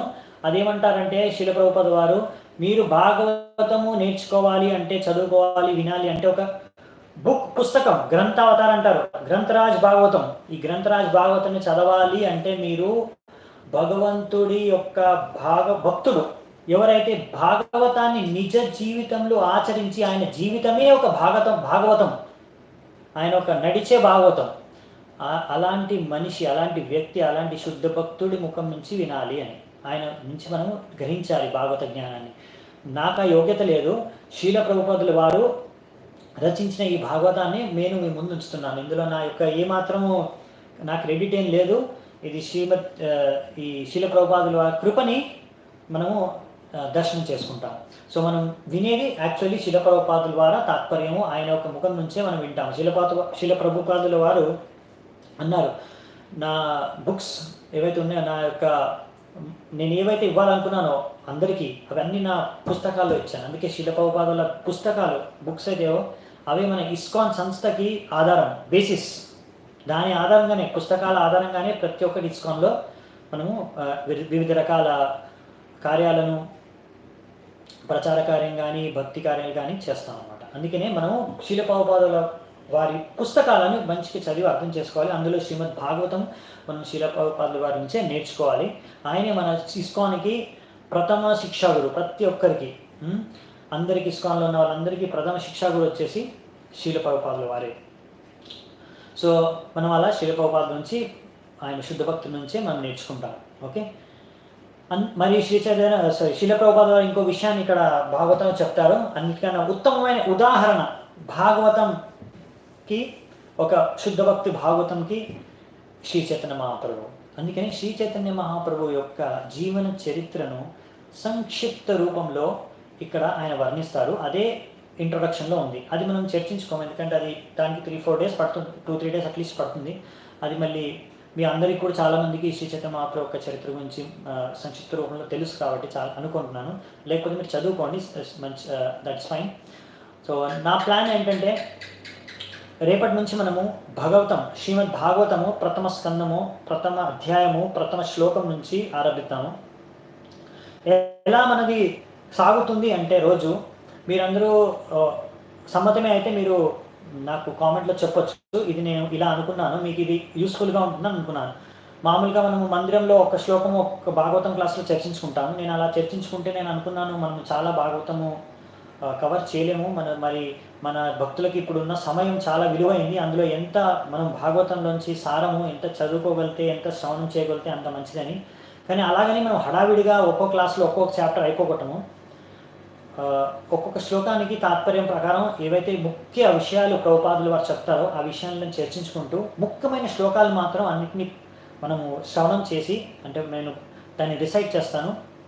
ప్రతి ఒక్క శ్లోకం, ప్రతి ఒక్క ప్రతిపాదార్థం మాత్రం నేను చూడలేను, కానీ అది చాలా లెందీగా అయిపోతుంది. అలా అయితే మీరు ఒక శ్లోకం ఒకరోజు చేశారనుకోండి, 18,000 శ్లోకాలు ఉన్నాయి. మీరు అర్థం చేసుకోండి ఎన్ని ఏళ్ళు పడతాయి, 50 ఏళ్ళు పట్టొచ్చు. అప్పటివరకు నేను ఉంటానో మీరు ఉంటానో లేదో తెలియదు. అందుకనే మనం ఉన్న సమయంలో నేను సంక్షిప్త రూపంగా ఎసెన్స్, ప్రభుపాదుల వారి శిక్షలు అన్నీ ఏవైతే చెప్పారో కాన్సెప్ట్స్, అవన్నీ నేను కవర్ చేయడానికి ప్రయత్నిస్తాను. ఒకవేళ ఏదైనా మిస్ అయిపోతే మీరు నిజ జీవితంలో కూడా, మీరు డైలీ బేసిస్లో కూడా మీకు సమయం ఉన్నప్పుడు భాగవతం చదువుకుంటే, ఈ యొక్క నా యొక్క నేను ముందే చెప్పాను, నా ఉద్దేశం ఏంటంటే, దీని ద్వారా మీకు మీ శీల ప్రభుపాదులు బుక్కులు చదువుకునే దానికి ప్రేరణ మరియు ఒక సహాయం కలుగుతుందనే ఉద్దేశం. కాబట్టి మీరు మళ్ళీ ప్రభుపాదుల వారి బుక్ స్వయంగా చదువుకోవాలి, అప్పుడు మీకు కంప్లీట్ అవుతుంది. లేకపోతే ఇది అసంపూర్ణంగానే ఉండిపోతుంది నా యొక్క ఇది ప్రయాసం. కాబట్టి మీరు అది వర్డ్ టు వర్డ్ మీనింగ్తో సహా, ప్రతి అక్షరంతో సహా అది మీరు చదువుకోండి. నేను ప్రతిరోజు ఇలా ఎన్ని శ్లోకాలు అయితే అన్ని శ్లోకాలు మాత్రం కవర్ చేస్తాను. 10 అయితే 10, 15 అయితే 15, 20 అయితే 20. అలా ఒక్కోసారి చిన్న చాప్టర్ అయితే అయిపోవచ్చు, కానీ ఒక్కొక్కసారి పెద్ద శ్లోకాలు, పెద్ద పెద్ద తాత్పర్యాలు ఉంటే మాత్రం కొంచెం సమయం పట్టొచ్చు. అలా సమయానుసారంగా ప్రభుపాదుల వారు ఎలాగైతే తాత్పర్యాలు రాశారో దాని ప్రకారం మనం ఆ సమయం ప్రకారం వెళ్దాము. నా ప్రకారం నా యొక్క ఇప్పుడు మన May 3 వరకు కంటిన్యూగా ఇలా చేద్దాం అనుకున్నాను నేను. మీరు ఓకే సమ్మతం అయితే చెప్పండి. మనం కంటిన్యూ చేద్దాము. అప్పటి వరకు మేబీ నా ప్రకారం అట్లీస్ట్ మనం సగము ప్రథమ స్కందం యొక్క సగం కన్నా ఎక్కువే కంప్లీట్ చేస్తామని నేను ఆశిస్తున్నాను. మొత్తం కంప్లీట్ చేస్తామనే గ్యారంటీ నేను ఇవ్వలేను ఇప్పటికైతే. కానీ నేను మీకు ఒకవేళ ఇష్టమైతే మీకు నచ్చితే మీకు సహాయపడుతుందంటే తర్వాత మనం ప్లాన్ చేద్దాము ఎలా మొత్తం ప్రథమ స్కందాన్ని కంప్లీట్ చేద్దాం అనేది. సో ఇది నేను అనుకున్నాను. మీరు ఓకే అయితే మీరు జస్ట్ మన కామెంట్లో చెప్పండి. మన సమయం అయిపోయింది. సో మనము ముగించేద్దాము ఈరోజు యొక్క ప్రవచనం లేకపోతే ఈ కార్యక్రమాన్ని. హరే కృష్ణ. నాకు మీరు చెప్పచ్చు కూడా, మీకు ఏమైనా కామెంట్స్ ఉంటే ఏమైనా నాకు ఇంప్రూవ్ చేసుకోవాలంటే కూడా మీరు సలహా చెప్పచ్చు. నేను నా యొక్క ప్రయత్నిస్తాను best. Okay, Prahlad kids club by Nagajyothi Satish. Definitely ప్రభుజీ, thank you very much. Hare Krishna. Bharat Kumar Prabhu. Okay okay, మీకు సంబంధం అయితే చెప్పండి. Okay, until to complete Bhagavatam try చేస్తాము, చూద్దాము ఎలా వెళ్తుంది. అట్లీస్ట్ లాక్డౌన్ పీరియడ్ అయితే మనం డైలీ చేద్దాము. దాని తర్వాత మీరు బిజీ అయిపోతారు. తర్వాత చూద్దాం మన టైమింగ్స్ ఎలా కుదురుతాయి అనేది. అట్లీస్ట్ మన లాక్డౌన్ సమయం వరకు అయితే నేను గ్యారంటీ ఇవ్వగలను. హరే కృష్ణ. చాలామంది ఓకే అంటున్నారు. ఓకే, మీకు ఓకేనా ఈ స్టైల్లో మనం భాగవతంలో చదువుకుంటూ వెళ్ళిపోతే ఓకేనా? మీకు యూస్ఫుల్గా ఉంటుంది, మీకు సహాయపడుతుందంటే నేను ఇదే ఫాలో అవుతాను.